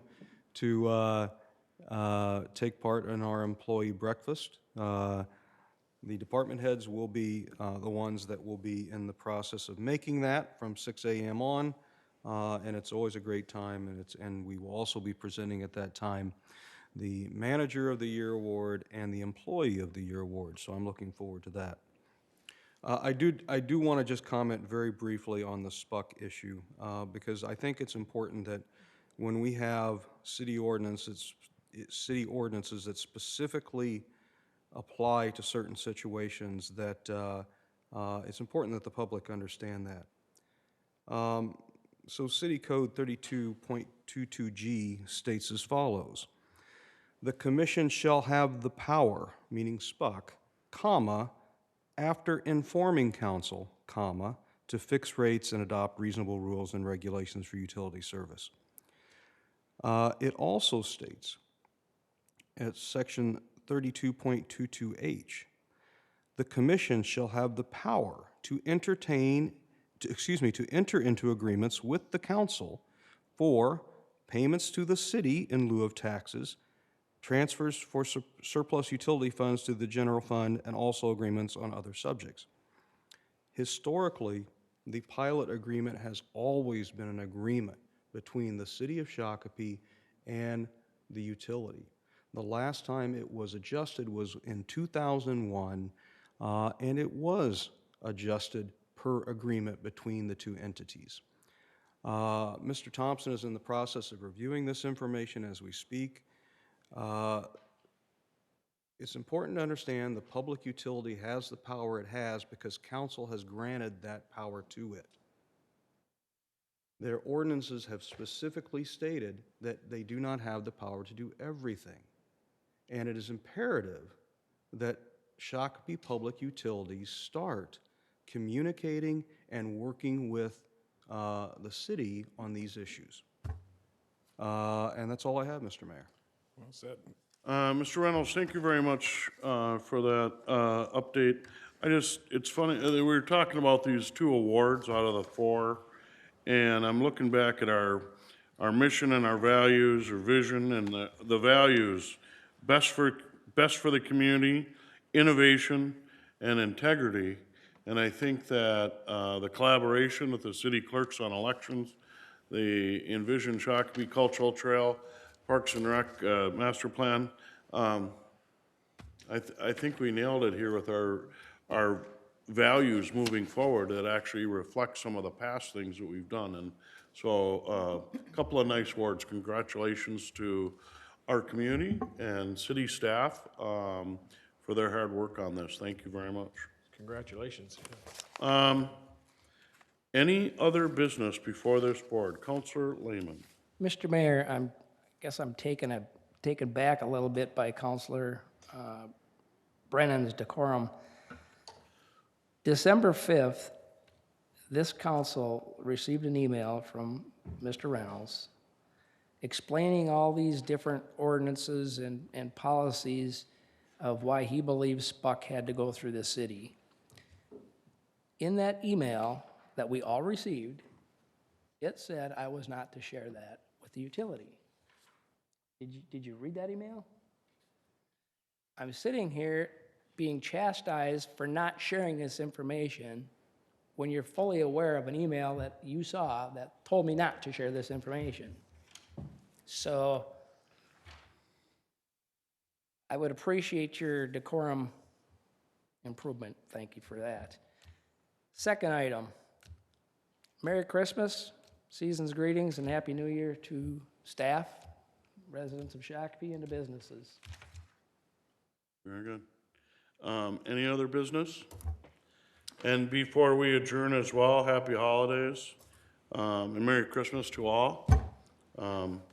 Peace on earth, and I believe we're going to adjourn, so I will see you all next year. Councilor Whiting? Make a motion to adjourn to Tuesday, January 7th, 2020 at 7 p.m. I have a motion and a second by Counselor Contreras. Further discussion? Discussion? All in favor, say aye. Aye. Those opposed?